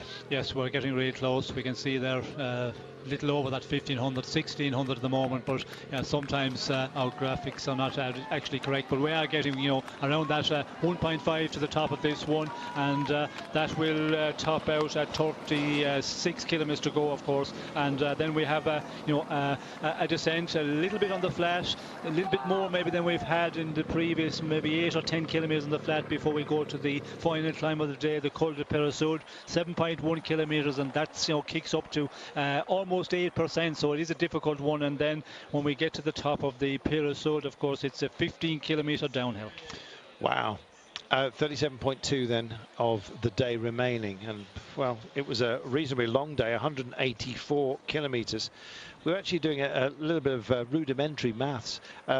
Stages 3, 4 and 5 all over 216, and to be honest, if they lent some numbers as well to the opening days, the average was around 200 for the first week, Sean. That's just punishing distances. Well, it all accumulates as you go further into the race. You know, when you get to the end of the fourth week and then you get into the mountain stages and into the Pyrenees, that is very energy sapping, and some riders have more energy sap than others. And you know, it's all about your recovery in a 3-week race. And you know, the first week over with, a lot of the riders here who are challenging for the general classification, you know, they're probably feeling a little bit fresher than some of the other riders, and that is the advantage. Advantage is a stage race rider, he recovers very quickly, and that's how he's able to go out and perform second week and well into the third week and all the way to the 3 weeks, and that's what makes them the big tour candidates. Just over 800 meters remaining until we get to the crest, and when we do so, we have a 9-kilometer descent. A little bit less than that, actually, about 8, and then we come to that little plateau with a kick in the middle of it at Loudainvilliers. Then we'll come a little downhill, very, very short one of about 600 meters. And then we take on our final test, the Peyresourde. And that, presumably, maybe even not on the descent, is where we're going to see some attacks. And who's going to be allowed to actually go on one, Sean? Who do you think they trust to take a stage and not interfere with the hierarchy ultimately in this race? Well, there's a few riders in there who will try something, but I'm not sure on the descent will it be possible, because Sky and Movistar will still boss the peloton on the descent unless you have some really good descenders. Valverde, he can descend very well, but I think they might be within Movistar. Valverde is the one who will be kept in reserve for Quintana at the end of the stage, and more so for that final climb, the Col de Peyresourde. So it's going to be difficult to see anybody getting away on the descent. Possibly in the valley, when we get that 8 or 10 kilometers there, we could see some riders attacking it. Barguil, for example, we can see 111 here from Team Giant Albacete. He's a one who is not afraid to try something. We see Jurgen van den Broek there from Team Katusha. Some riders like that might try something up the road. If you manage to get a nice advantage, well, then you could be worked for the team within Katusha. Rodriguez, maybe he could try and get across to a rider like Van der Broek, but who is capable of getting out of this bunch with this pace being set by Sky? It's very, very fast at the moment. I think that's the point, Sean. It's just been so very punishing. I think Dan Martin's got a great chance of just burying himself for a stage victory today. You've got to be a decent descender, though. It's if it was an uphill finish, I think I'd definitely be tagging Dan Martin for the day. Louis Meintjes maybe as well, but it's how they get down the run into Bagnères-de-Luchon.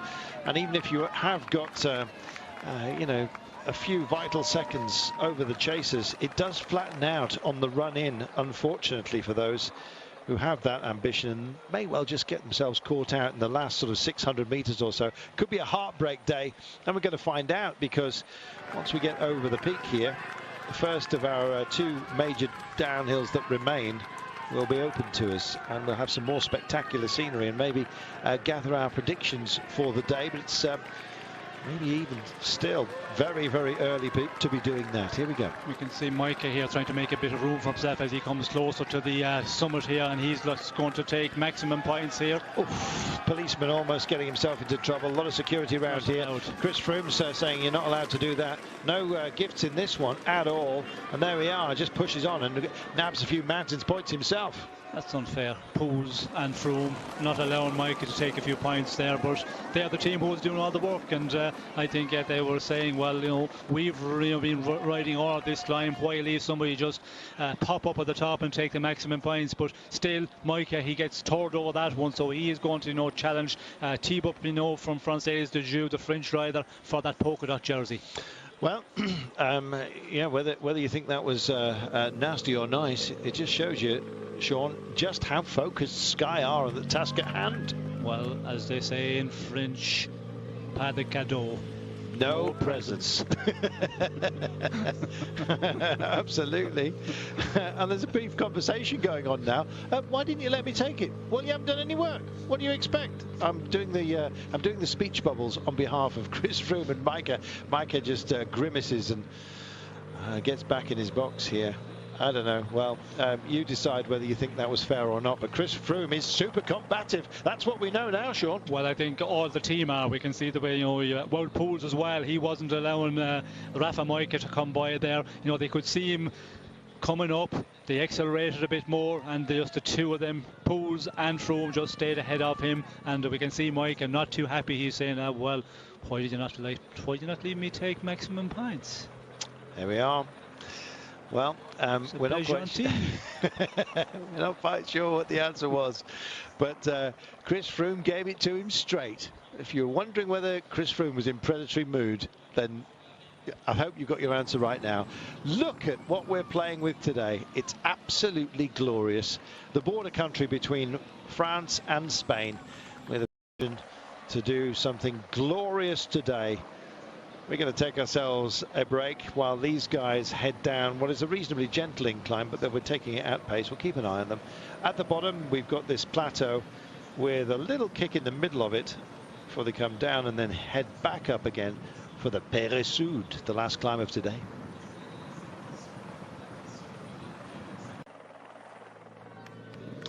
Welcome back. Andrew Cork says Micah didn't deserve mountain points because of Sky doing all the work. I think you'll find if you spin the tape back, Andrew, we had every sympathy for Micah, but we were in admiration as well of Chris Froome's determination. We've also been reminded, of course, which we didn't need reminding of, but James Anthony says Chris Froome is defending King of the Mountains champion, and surely he has every right to take the points and try for the double again. Absolutely, James. We're just loving it.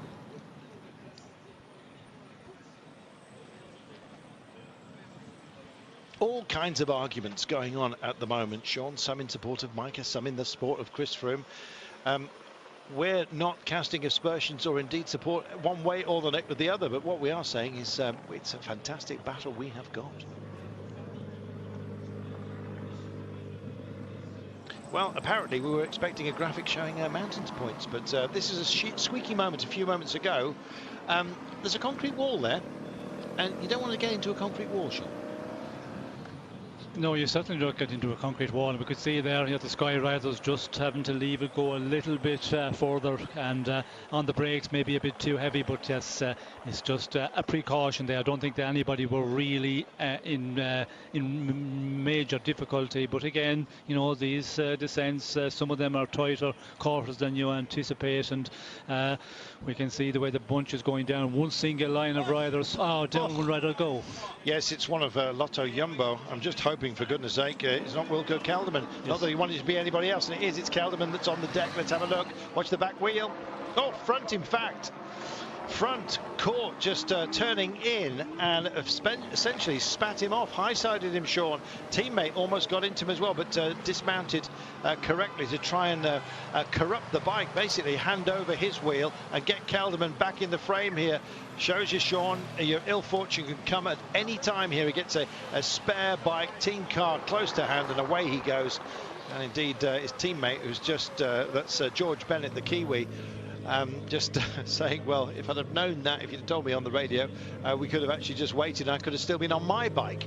Meanwhile, the pace remains high on the descent here, Sean. Yes, well, the pace remains the same, I think, but we could see there that Kelderman, his tubular came off, and these tubulars, it's all in the one. It's a sealed unit, and the tube is within, stitched within. It's not like a clincher or a tyre where you can take off your tyre and you can take out your inner tube. It's a sealed unit, and they are stuck onto the rim. They're glued onto the rim, and his tubular rolled off in the corner, and that's why he came down.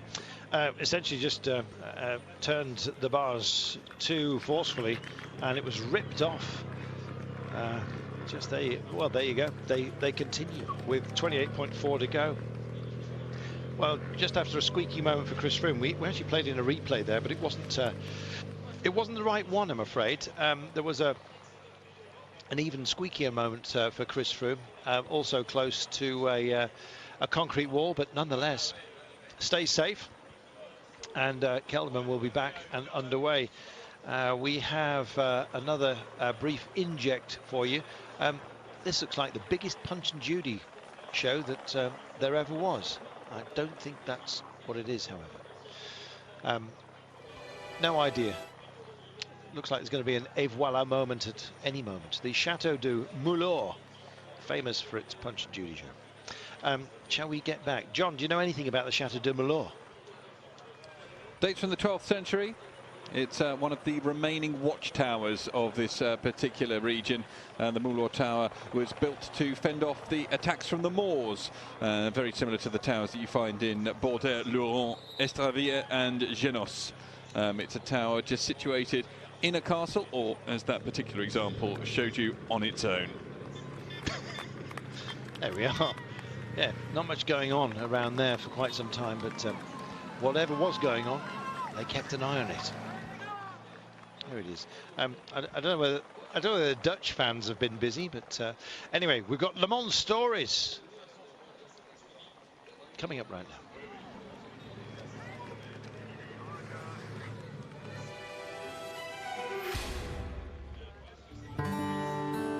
Well, Greg's back in Super Bagnères 30 years after his famous victory on the Tour in 1986.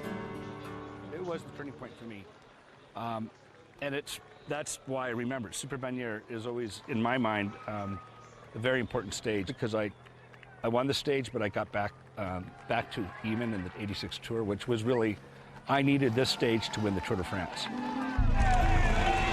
For this Tour in 86, Bernardino was supposed to help Greg win the Tour, but the Frenchman had attacked the day before and was in yellow with a 5 minutes and 25-second advantage.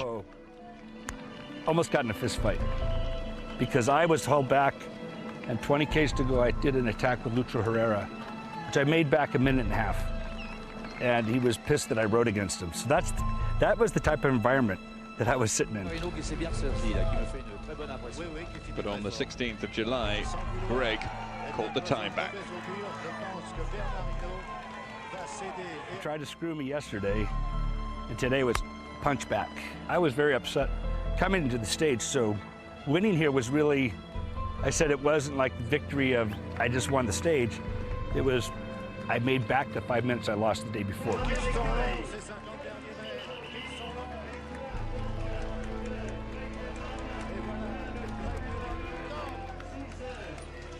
That's really my feeling. It was elated and just going, oh my gosh, I got back 5 minutes.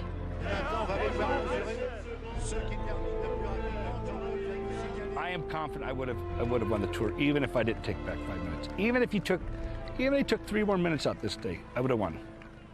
I was really strong in 86. Greg won his first mounted stage on the day. Eno still in yellow, but not for long. It turned out to be, I think, one of my best Tour de France's. I think Eno is one of the best riders, and I'm proud that I beat one of the best riders.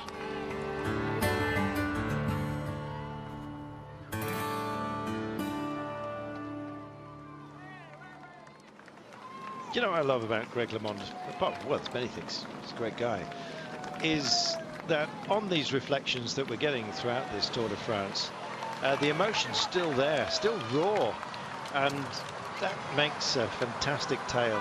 Sean, you hold on to your sufferance and your brutalities that you've actually experienced throughout your career. You may well forgive, but you don't forget, and the impact of such days and such battles, they're carried forever, aren't they? Well, I think the battles you have with your teammates, they live with you forever, and you remember them probably more than the battles you have with rival riders and rival teams. And in cycling, as they say, sometimes your teammates can be, you know, the most they can be the most dangerous. And yeah, we all remember that tour with Greg and Bernardino, and it wasn't the first one. It hasn't been the last one either. And you know, we were building up to this tour. Talk about Nibali Aru. Would that be a repeat of the, you know, Greg LeMond era? But certainly, yes. Within cycling, you always say sometimes your teammates can be your biggest enemies. Well, we had Wiggins Froome, we had Contador Armstrong this year, at least at the beginning. We had Nibali Aru, Kreuziger Contador. It's all happening. History repeating itself. There you go. Looks like at least some of the disquiet has been settled. Valverde, Quintana, of course, as well. That one's been put to bed as well. I think at least now, after more than a week of racing, we know what the pecking order is within the teams, and certainly no questions within Team Sky. Chris Froome is going for a third, and this is the Pere Sud that we've got. 7 kilometers, 7.8%, and we'll be there reasonably shortly. So before we get there, we'll take a break. We'll keep an eye. Back in a minute.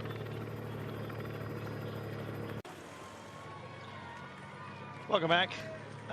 We've just seen the sad sight of Michael Morkov the moment he decided that he could take no more. Sean, with the injuries sustained by the riders, it's amazing that Morkov went on for as long as he did after taking essentially a body shock into the barriers. We looked like his race was over on day one, but he's gone on for a week. Yes, he has struggled on and really suffered, and every day coming in with a small group or on his own. And yesterday, he came in there on his own, 24-35 down, so he was the last man to finish. And when you're carrying an injury and you're not performing at all, and then you have to ride a lot of the stage on your own, like, it's going to sap your energy.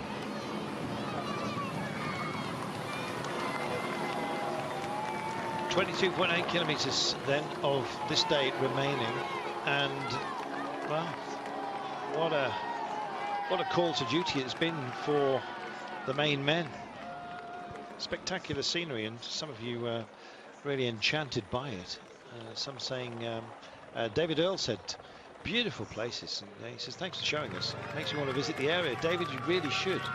It's always good to keep a notebook as well by your side when you're watching the Tour de France, because there are some spectacular places and you inevitably forget where we've been, and just write some little notes to yourself as to where you might want to go and visit.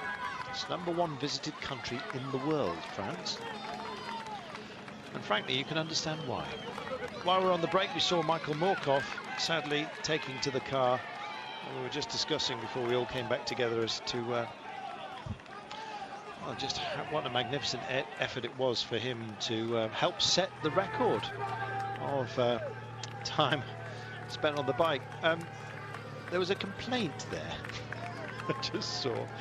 I think it was it George Bennett who was trying to get a bottle from a member of the public who didn't release quite quickly in time, and then got annoyed that he hadn't been able to make the take. But the lady had chilled it nicely for him. A temper starting to fray, Sean, with the pressure of it all, not least the physical pressure of having to take on a day in this sort of temperature. Well, I think everybody is starting, to suffer big time now, and yes, that's the times when your temper maybe is not at its best. And of course, when you see a cool drink there and you do not manage to grab it, well then there's disappointment immediately, because when you see the ring there, you're just thinking about pouring it over your head. As we can see, Ten Dam here from Giant Alpecin starting to lose contact. He's hung on for a long time, so it leaves about 32 riders, I think, in the group at the moment. Good work. And Tom Dumoulin sustained it well today, Sean. I thought he was going to have some shaky moments, but he's refound himself. I'm not sure is Dumoulin in this one. Barguil, I beg your pardon. Barguil, sorry, yes. Tom did suffer earlier on. He was out the back. Yes, Barguil, forgive me. Well, Barguil is still in here, and we would be expecting him to be in this company, because with 30+ riders at the moment, he should be still able to hang in here. Very good. Yeah. Just considering some of the others here, Richie Porte has been in a privileged position, I think it's fair to say, today. BMC, I can't remember them being on the front, Sean, but just staying with Sky is an effort in itself today. Well, I think BMC are going to just follow the work being done by the two big teams, notably Sky and Movistar. But BMC, we can see there, they have still 3 riders in there. They have Richie Porte, they have also TJ Van Garden, and Damiano Caruso is still in there. So 3 riders from the BMC team And there's a lot of teams in here with a number of riders. Dan Martin, I think he's the only one from Ethics Quick Step. AG2 Ala Mondial, we can see there they have a number of riders in there as well. They have Bardet, of course, and then we can see Pozzovivo, the Italian rider, is still in this group. Of those who are here that could presumably be allowed to have something of a challenge, maybe be given a little bit of a leeway, Jonas Aguirre is 40 minutes down, and he's one of a trio from Movistar. I wonder if they'll send him up the road. I think there's going to be a lot of interesting and angry discussion tonight at the Lotto Jumbo team. Wilco Kilderman, in this turn, you see his actual tire coming off the rim. Most people ride bikes, they ride what they call clinchers. That's a tire with a tube in it. In professional racing, you have these cotton tubes with the actual inner tube sewn into it. They call them sew-ups. These are glued to the rim, and it is critical that the gluing process is done properly, because you can imagine going down a hill like this, having your front wheel come out of you, tire coming off, breaking your collarbone. You're out of the race. You're out of the Tour de France. This never should happen in professional cycling. Somebody's got to do some talking to the mechanic. The man with the glue brush is taking a bit of a hard hit here, Sean. I kind of feel sorry for him. Well, if Greg's right. Well, I think, yes, we could see there clearly that his tuber, as they called it, rolled off. And as I mentioned, just when the crash did happen, you know, they are glued on. And in the warm conditions, the glue can get a little bit softer, and you can have that where the tire will roll off. And in the corner, if that happened, well, there's no way, only you'd bite the asphalt. And certainly, you know, he will not be happy, because when that happened, Kilderman, you know, you could hit the ground very hard, and even though he seemed to be okay there, it can, you know, affect you for 24, 48 hours, and you know, it's not something that the mechanics should leave go through. They should be, you know, guaranteed that the tire is not going to come off. There we are. 21 kilometers remaining. I don't want to over-defend the mechanic, but the road surface, as we came to last time by, it had some it looked bruised, the surface, let's put it that way, and where it actually came down, I just wonder whether it was just a freak moment, an overturn. But clearly both yourselves and Greg think it's a glue issue. Not sticking with the pack, I'm afraid. Rafa Majka, who after a very brave effort today, I think he was sustaining himself, Sean, just to get that last set of points, which he was denied, at least all of them, at the over the top of the Col de Val-Laurent-Azé.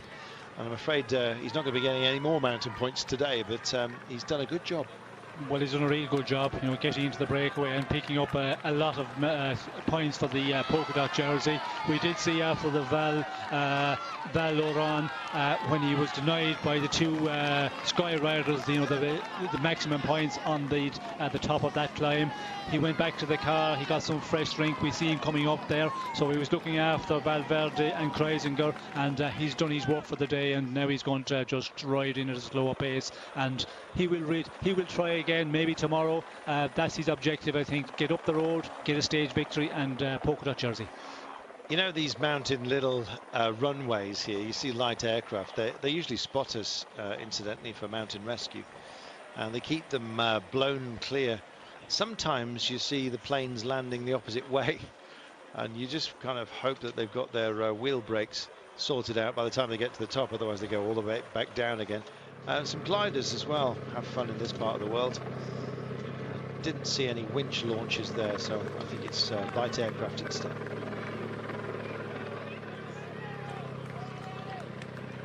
Just about 20 kilometers to go. So let's talk about this final incline. We're on it right now, Sean. It's the Pays Ressoud. It peaks at 15.5 to go, and look at the brave souls of it who've put so much in for their teammates, and Wout Poels is one of those, Sean. The engine room is firing, but I'm afraid he's the flame just about to go out, at least for his part in today. He's done a great job, though. Well, I think all the riders from Sky, the ones we have seen, Pools we have seen there, we have seen, Neve doing a huge amount of work. Henyo is still there. Geraint Thomas is still up there, of course, but then there's the other ones who are doing, the pace setting at the earlier part of the day, controlling affairs. The men, I suppose, for the flatter sections of the stage, Luke Rowe, Ian Stannard, and again, Team Sky. It's normal that we're seeing Wout Poels just peeling off because he has been doing a huge amount of the work, but still, Chris Froome, he has 3 teammates in front of him here. We can see with Movistar there's 3 riders in total, so Valverde and Quintana, they have Jan Izagirre, and it's going to be interesting who is going to go in the attack. If you look at BMC, for example, Richie Porte, who has lost a little bit of time because of that mechanical he had in the stage into Sherbrooke, where he lost a minute and 40, I think it was, or a little bit more.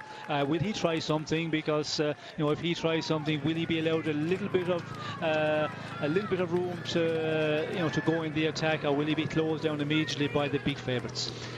That's the question. Those who do have a little bit of a deficit, I don't think Froome. I don't think Froome would like to see Port go up the road, despite the fact their friendship has sustained since Port left for BMC. But those who are here, I don't know whether another team like Movistar will be allowed to have a go. Just who was that off the back? That's the big question. Was it Valverde? Let's have a quick look. Jan Izagirre. It was Jan Izagirre, so that's that theory in the bin. There he is, 40 minutes down. I should have taken your money. Very confident there for. You sure should have done, but that'll go down as an error then. Jan Izagirre, who has remained unshaven for this one. I think Valverde's had the razor out. There we are. 19.6 kilometers, then 4 Ks from the top, and the pace is absolutely relentless, Sean. Yes, and we can see once again it's Mikel Nieve there, who is just working away at the front, but the pace is tapping away. We can see riders here just having difficulty hanging in here, and it's causing a lot of problems. We can see riders just fighting out of the saddle. A lot of bike movement trying to cling on in there, but it's a long way to the top, and if there's any little bit of acceleration, we will see some of the riders there in the rear end of the peloton losing contact. But again, Sky, we can see Geraint Thomas is there, Sergio Henao also is waiting there. So for Sky, they have real powerful men up here. Movistar, losing Jan Izagirre, now it's going to be a bit more difficult one. Quintana, Valverde, if there's a situation, he will certainly have to ride for Quintana if Quintana gets into a bit of difficulty, or if some of the other big favourites attack, will he have to ride? Well, a bit of advertising for the Tour de Rouen. Here they come. Just camera dips down. Dan Martin has done a fantastic job today. Sean, having your home nearby, I wonder whether he's actually just going to head home. Are the riders allowed to go home when they pass by their own residence, or are they forced? We were talking about accommodation doping a few years ago, where Sky were actually having dedicated accommodation buses instead of using hotels. They were then banned because teams complained that was an unfair advantage. What about just nipping home for a kip? Well, nipping home for the stage victory, or nipping home to go asleep. And first of all, yes, you have to stay in the hotel provided by the Tour de France. The riders are not allowed to go home. Yes, if you're living close by, of course you can do that for a short period, but for the night you have to be in the hotel. You have to be there the next morning for the doping control if they come and want to control some riders from the team. So you have to give all of that data to the hotels, but they automatically have it in the Tour de France because the hotels are booked by the Tour de France organisation. But from a point of view of you're living in this area, stage victory, as we said earlier on, a stage victory in the Tour de France, you never get that cadeau easily. No, you don't. Just looking at Sebastian Reichenbach, Manny Buchmann as well, a great prospect. from Bora, who was just going backwards there. Absolutely fantastic. A young man, Emmanuel Buchmann, and a German star of the future. Here's Warren Barguil, and again, Sean, somebody else who looks like he's just struggling to stay with it. I think everybody is within this group.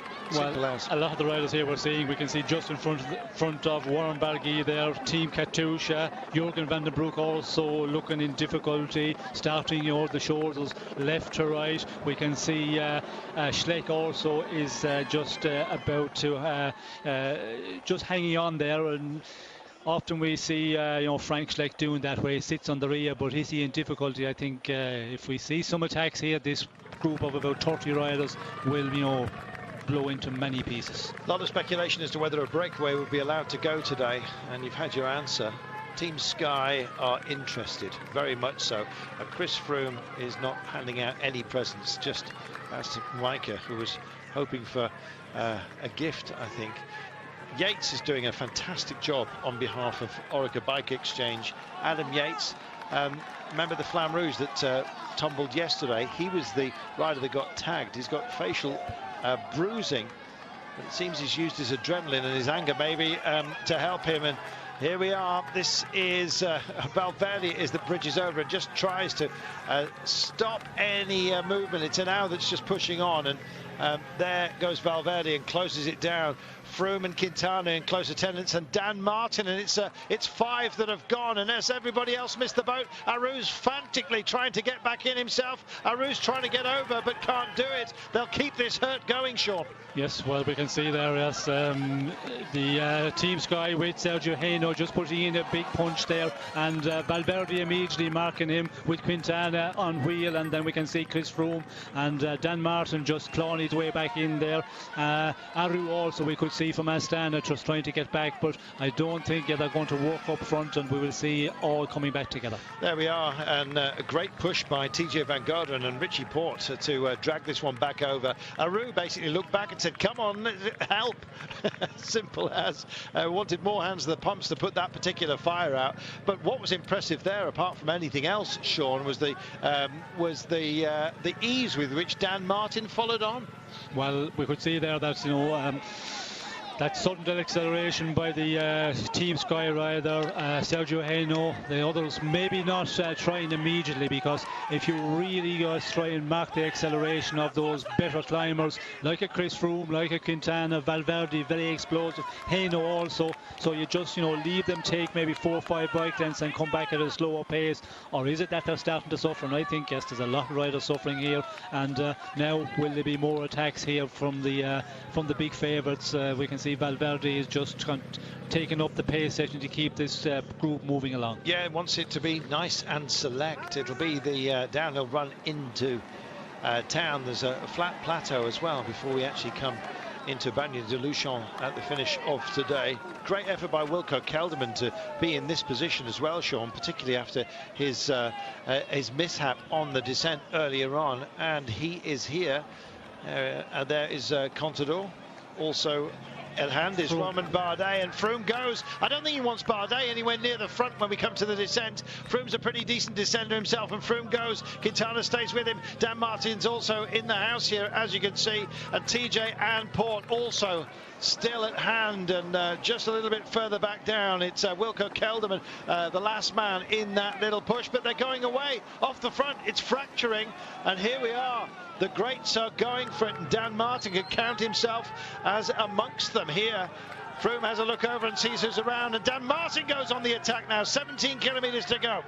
He's just coming up to the peak, and then it will be this downhill run. So who's in the house? Dan Martin at the moment is the innkeeper. Oh, and they're starting to roll and issue the punches, doing the old 1-2, and some maybe have been knocked out. Kelderman still struggling at the moment. Froome's there. Quintana looks like he's hardly opened his mouth here.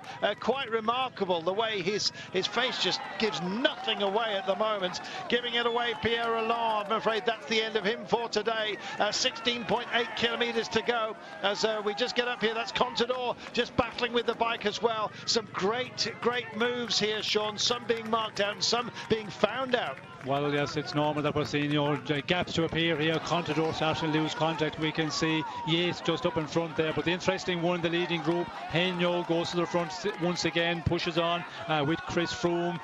Quintana there very close. The interesting one, we can see BMC, Richie Porte and TJ Van Garden very much through the fore here as Henyo continues just to push on the front of this group. So maybe it will be a big test of a descender. Now, we've spoken about Romain Bardet. He is here from AG Tour Le Mondial, and you can be sure that he's going to have a go at the descent.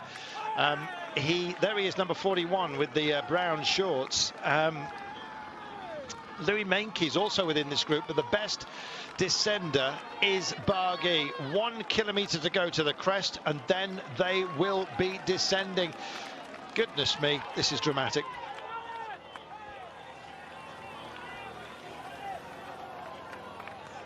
Contador, who's again, and Bardet does go, it's his attack, and this is to get to the fore right on the descent. It's Quintana that goes with him. Chris Froome also wants to stay on his coattails, and it may well be just that for Bardet. He's an absolutely wicked descender. In now goes, drags Chris Froome through as well. Valverde and Quintana counter-punching, but it's Quintana at the moment that's on the front. In fact, I'm looking for Valverde. He's at the back, just struggling to stay with. Maybe offer something to Quintana a little bit later on. Froome out of the saddle as well. Richie Porte just on his shoulder. Super stuff, Sean, and still 700 metres to go to the peak. Well, super stuff by the Colombian riders. Henyo, the Colombian rider from Sky, Quintana from Movistar, and they're really battling here on the front. We can see Contador battling to try and make his way back in, but Henyo once again takes control in the front and starts to calm the situation. Boyka Mollema from Trek Factory Racing also very much in here. Aru has made his way back. We can see Valverde is at a slip a bit further back, and the two BMC riders very much to the front of affairs. Rodriguez also tucked within this group, as I'm sure you've seen just a few moments ago, looking through, waiting for Bardet. It's Martin that's picking this up. Roman Kreuziger is the best placed here of the Tinkoff team because Alberto Contador has been distanced, so it seems his desire to go it alone, which may well have upset Sean Yates within Tinkoff. Well, it's probably been a great insurance policy that he wrote for himself, and I think it'll be signed probably willingly by Contador at the end of today. We'll see how much ground he can save here right now. Quintana looks so fresh. Chris Froome slightly more mouth agape, but don't read too much into that. And now it is on the front at the moment. Dan Martin also in the house. BMC just tucked in. Aru has managed to get himself back in. Bardet is also very much in the frame with 15.8 to go. They're about to crest, and then we'll be heading down. This is going to be a crucial descent, Sean. Yes, this is going to be a real important descent because of the general classification, and we can see there the rider Valverde, Rodriguez from Katusha, Chris Froome of course also very much up in the general classification, but Warren Barguil, will he try something on the descent? Will Valverde try to do something? And it could be all down to the very sprint to the line here. Impeccable fans here, the Basque, the Spanish and the French. They have come out in their hordes. Quintana manages to grab a bottle, and Froome goes on the attack on the descent here. He wants a bit of space between himself and everybody else. He'd like to time the trial this one in, and suddenly the alarm bells go off behind. Quintana looks behind and says, where's Valverde? Where are you when I need you? And here we go. Froome is on full attack here. We said he might reach out for glory, and that's exactly what he's doing. 15.3 to go. It's going to be a crucial descent. We said it, Sean. How big a gap can he open up, and can he sustain it to the line? Well, it's going to be difficult with 15 kilometres to go on the descent, which a lot of riders here who will want to chase here, because now the stage victory is up for grabs. And we can see here Quintana, when Froome went in the attack, Quintana actually took a bottle from one of his team helpers. That tell you he's not in too much of difficulty and not over concerned about Froome going in the attack. And we can see here it's Valverde who takes it up. It is Valverde comes to the fore, and almost on marking duties. Henao just gets onto the back behind Quintana. So it's Froome, Valverde chasing Quintana as well. And Froome continues to attack here. I wonder how much of a gap he can possibly get. Let's have a look at the change in the pace on this downhill section. Hoping that we get some data on Chris Froome. We've got Contador and Warren Barguil, who's not a bad descender himself. Here we are, Adam Yates still very much part of proceedings. Fantastic race we've got today, and what a finale. It's not over by a long way. Well, I say it's not over by 14.3 kilometres, and still Chris Froome kicks on. He is time trialling his way potentially to a fabulous victory here. Let's see if he manages to deliver it. On his case is Valverde guiding Quintana down this mountain. What a dramatic finish to what a great day, Sean. Well, yes, it's always, built up to be one of the big stages, and it's not certainly, leaving us down in that way. We can see out in front here, still pushing on, but again, with that group of riders, Chris Froome, I think it's going to be a difficult one for him to stay out in front of a group with, a lot of riders with interests of trying to get something out of this stage, notably stage victory. 80 kilometres per hour he touched just a few moments ago. He's in that familiar, what's now almost becoming de rigueur, the most aero way. It's not comfortable, and maybe it's not pretty, but it's certainly effective, and he's keeping a margin. 84 kilometres an hour he just nudged into there. Mouth agape, as you can see, and he's determined to make this stick, Sean. Yes, well, he is not letting up at all. He's giving his all here and trying to get into that aero position and pedal as well, and we've seen that of recent years, riders doing that more and more. Very difficult to do at an end of a stage, because with the muscles getting so tired, you can get cramped very, very quickly, but they stay down in that position, and he's going at a majorly fast rate. It's who dares copy him, essentially. Just look at the chain dancing as well as he does this. It's ungainly, but it's effective. He's got a gap. Vatana as well. How much more do you want to put in this? Are you comfortable, he's asking. 11.8 kilometres to go. Yes, well, it was still going down, and of course it goes down for quite a long time until we get onto the flatter section with about a kilometre or a little bit further from the finish out, where it does flatting out. But Froome, amazing the way he's going downhill. You would expect him, to be taking a bit more caution, but not at all. He's just giving it his all. Absolutely, he's gone all in for this. He will snatch the yellow jersey by the bottom, I believe. We'll double check on some of the time gaps. There's the pursuers, 10 seconds he's got at the moment. There's Contador, he's 57 seconds behind. Chris Froome is at the head of the course. There's the Barguil group in fourth place, who unfortunately got dropped on that last climb. At the moment, Chris Froome is holding an advantage. 11 seconds, he continues to pile it on. He's not giving up at all, and why would he? He's invested so much so far. He's going to take a dividend, is he? 12 seconds now. Yes, well, he is holding on there to that, 10 to 12 seconds on advantage. And the important thing at the finish is there is bonifications here, 10, 6 and 4, so that is going to be important. And of course, some of the riders, who are in a better position than Chris Froome in the general classification, they might start riding also. Notably, Adam Yates, he's in a real good position, but the problem one will be Valverde, Joaquim Rodriguez, and maybe some of the other ones as well. We see there Dan Martin, can he do something in this final as well, because they're all in with great position to get a stage victory, a bit more so maybe get to yellow. I'm far more nervous than Chris Froome appears to be. What a sail through that corner it certainly was.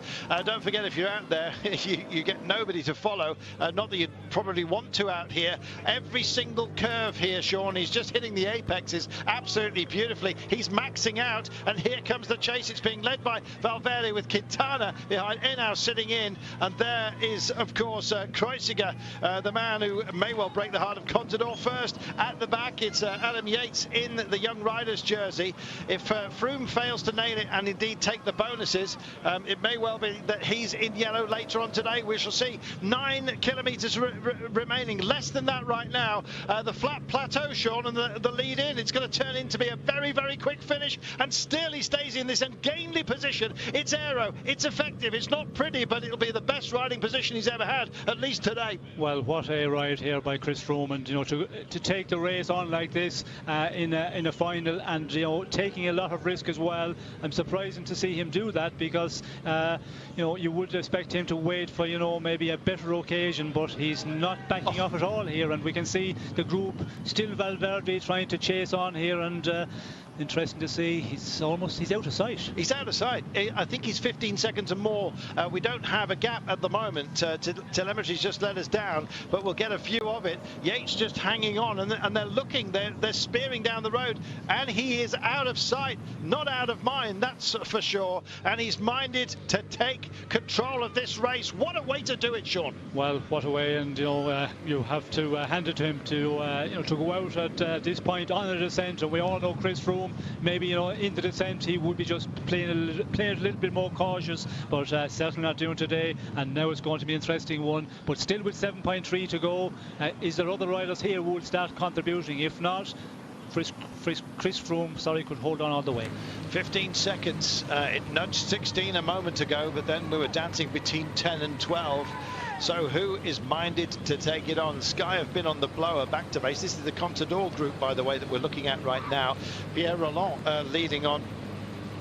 And gosh, so much at stake today. 63 kilometers now. Let's have a look at this. Quintana group, it's swinging depending on what level of terrain that they are on, and indeed how much of a descent or a flat they're dealing with, but it's holding for the time being. The group of Bagnères, a minute and 17 down, 6.5 kilometers remaining of today, and what a day it could well turn out to be.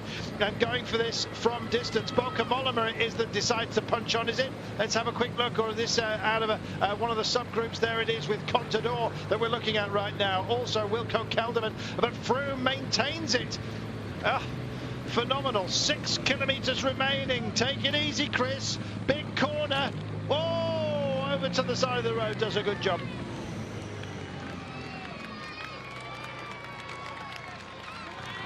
Threading the needle, Sean. He's doing a terrific job here. My God, the descent he's making, it's I'm scared here, and 22 seconds at the moment, back to the Quintana Valverde group, and they're doing everything to try and close down this gap. And we know Valverde, he's a brilliant descender, but still Chris Froome is putting the advantage out. He is. We saw his demeanour. He wasn't giving anything away. Micah asked for mountains points. No, you're going to have to work harder for that, he says. Chris Froome's working very hard at the moment. He's invested massively in this descent, and he's threading it, a golden thread, if you like. He's creating something very, very special at the moment. 5.2 kilometres and a proper gap, nudging the 20-second mark over Quintana, and more. 24 seconds we just hit there, Sean. I think he's going to bring this one in, provided he stays safe. Yes, it looks like that he is going to hold on, and I was expecting a lot of riders to take up the chase here, and Valverde, I was expecting him to be able to close down this gap, but the way Chris Froome has attacked this descent, he has just got down at an amazing speed, and taking huge risk. And we can see now 23 seconds, and he is going to move into yellow, because he was Adam Yates at 5:50, Froome at 5:57, so he was only 5 seconds off the yellow jersey here, and with the advantage you have and the time bonification, he's going to take very valuable time and bonifications also. Well, Chris Froome's known for once he takes yellow, holding on to it, and he's reached out for it with both hands. And it's hard to see, with this sort of level of determination, anyone persuading Chris Froome to release it from his grip. They go to Arcalis tomorrow, Sean, and he could carry yellow well into the rest day. And then, well, the question is, who is going to have the bettering as Chris Froome on this kind of performance, and this kind of team performance as well? Well, when you look at Team Sky, the way they've been controlling the race over the last number of days, it's the same as if they had the yellow jersey. So why not, go for a yellow jersey, and any occasion that you get, try and take some time. And Chris Froome, I think, with Quintana, any opportunity he gets, he wants to take it. As we can see Pierre Rolland after sliding out in one of the corners. Yep, he's taken a tumble. He's lost a bit of material here as well. It looks like his skin is intact, which will be a better night's sleep for him. Sleeping sweetly tonight after great endeavour surely will be Chris Froome. He leans into yet another corner. 3.2 for home, Sean, and it looks like he's bringing this in. I'm not suggesting the chasers have given up the ghost. It's just that what on earth can they do to match the pace that's being put in by Chris Froome at the moment? Well, we can see here it's Richie Porto is pushing on with TJ Van Garderen, and that's I think it's a little bit too late now, because 2.7 to go. If Chris Froome had that 20 seconds plus advantage, he should be able to hold on at this point. 2.4 kilometres only remaining, and it's the time trialling skill now that Chris Froome will be adopting. We know he's very good at it. His natural riding style in a moment such as this is extraordinarily aero. Just 2 kilometres to go. Roland still trying to tag on to the back here, but 2 kilometres to go. We know about the story of Roland, but we know this man as well is writing yet another chapter in a huge tome that has success as its title, Sean. Yes, well, what a way to try and get into yellow. Attacking on a descent is something that you would have never expected from Chris Froome, especially with the company he was with at the top of that climb of the Peresod. But really making a fabulous descent and just pulling time out all the way, and it looks like that he's going to go all the way. Well, that's them firing past Roland, but this is a man who's firing on all cylinders. Everything seems to be intact. The team, his physical condition, his mental condition, apart from anything else. He's about to take the Flamme Rouge. Let's hope it doesn't deflate. And Aru decides to start wrestling for some extra bonus seconds. Quintana's live to the idea as well and starts chasing after him. Aru will get a few valuable seconds back. And I think that's Richie Porte by the look of his style, just racing on as well. But it's all about Chris Froome today. And what a day it has been for him. Here is a count, and it's a cost that others are going to have to pay on an amazing day for Chris Froome. Dan Martin wants to at least be part of the story today. He finished in second place ahead of Perito and Bardet. But the name that will ring large and echo through the valleys here is that of Froome. Look at the smiles of his teammates, Sean. They know they've set out with a task at hand, and they know that they have achieved that.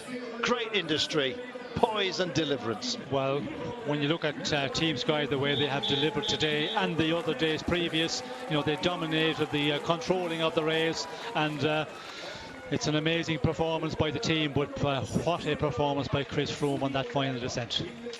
There we go, comes in with a puncture. There'll be other bruises, wounds and technical conversations to be had tonight. But there is no doubt there is a warrior above all others, at least today. And it's hard to see past Chris Froome when he's functioning so well and he's got the backup of such an amazing team. And what a way to take yellow, Sean. What a way. Well, what a performance. And we could see, the other riders in the end trying to limit their losses. We could see Aru going in the attack there. I think Dan Martin was the one who got second place. It looked like they had lost 13 seconds. We could see Joaquim Rodriguez also very close there, but Chris Froome 13 seconds advantage plus 20 seconds bonification. Wow, we are breathless and we're in awe, quite frankly. Chris Froome takes a 10-second bonus, finishes in front of Dan Martin, who led the rest home, or at least many of them. 13 seconds down. Remember this picture. You may be seeing a lot more of that smile.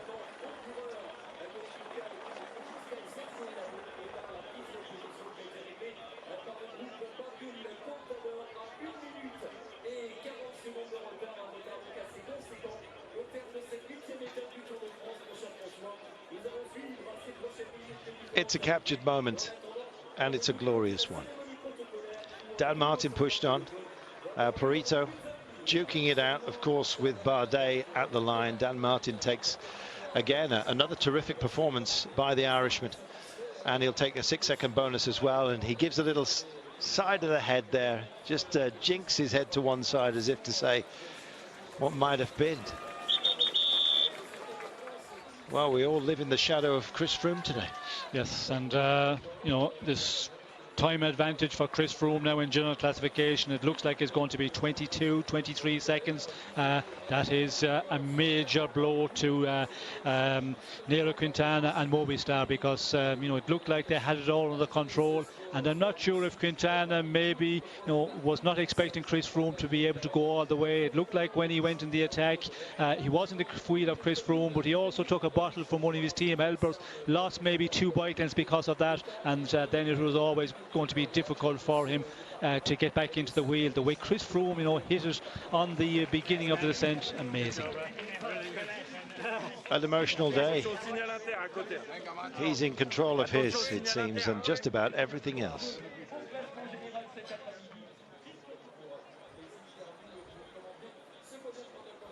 Lucky to be able to ride that on the rim, Sean.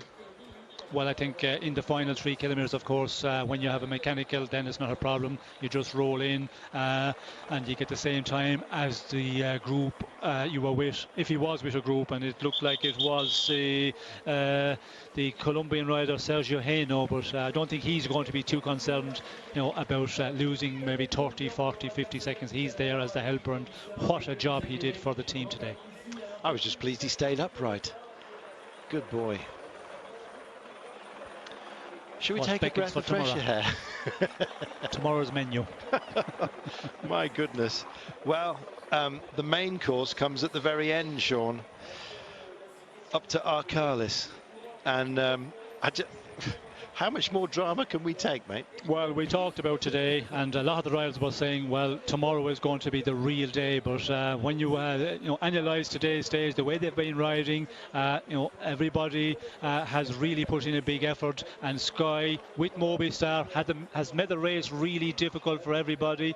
Tomorrow is going to be another huge day, and I think we could see the consequences of, you know, the difficult day today, because tomorrow is guaranteed to be a difficult one. Will we see some of the general classification men that are hoping to get into the top 5 in difficulty tomorrow? Just saw Bardet almost lose a back wheel. It looked like he was going to finish runner-up, and then after the little jink, Dan Martin and Perito Rodriguez came through. Let's look at the emotions coming to the fore here. Got choked myself on the approach. What a day. Do love solid endeavour, and that's what we've witnessed. King of the mountains, king of all he surveys, it seems, Sean. Yes, well, I think Chris, the King of the Mountains one is a one which he got last year. He looks like he's going to defend it. Taking off downhill, was that planned? No, not really. I was just a bit of fun, really. It was. I thought I'd give it a try. I had one or two little goes on the climb, and nothing really that was sticking. So I thought, over the top, let me just give it a go and see what I can do on the descent, see if I can catch someone out. And yeah, I mean, I was real, like, old school sort of bike racing, just fun. Yeah, I mean, I don't know, maybe I spent a little bit too much. Let's see. I guess tomorrow's going to be a really hard day. So 20 seconds, more or less, it's not a huge margin, but yeah, I mean, I'll take every second I can get at this point. Still, it's a very positive stage for you, with probably the jersey on your shoulders. Say again? Probably the jersey on your shoulders is still very positive for you. Yeah, I mean, I don't know if that was enough to go into the jersey, but no, I mean, just a really good feeling. The guys rode all day today, so I feel like I owe something to them to have really at least given it my all for the stage today. So, no, thanks, guys. Thank you, Chris. Thank you. Yes, indeed. Thank you, Chris. Terrific day. Sean, who's going to beat this guy? Well, first of all, Chris Froome talking about, yes, I went in the attack, a bit of fun.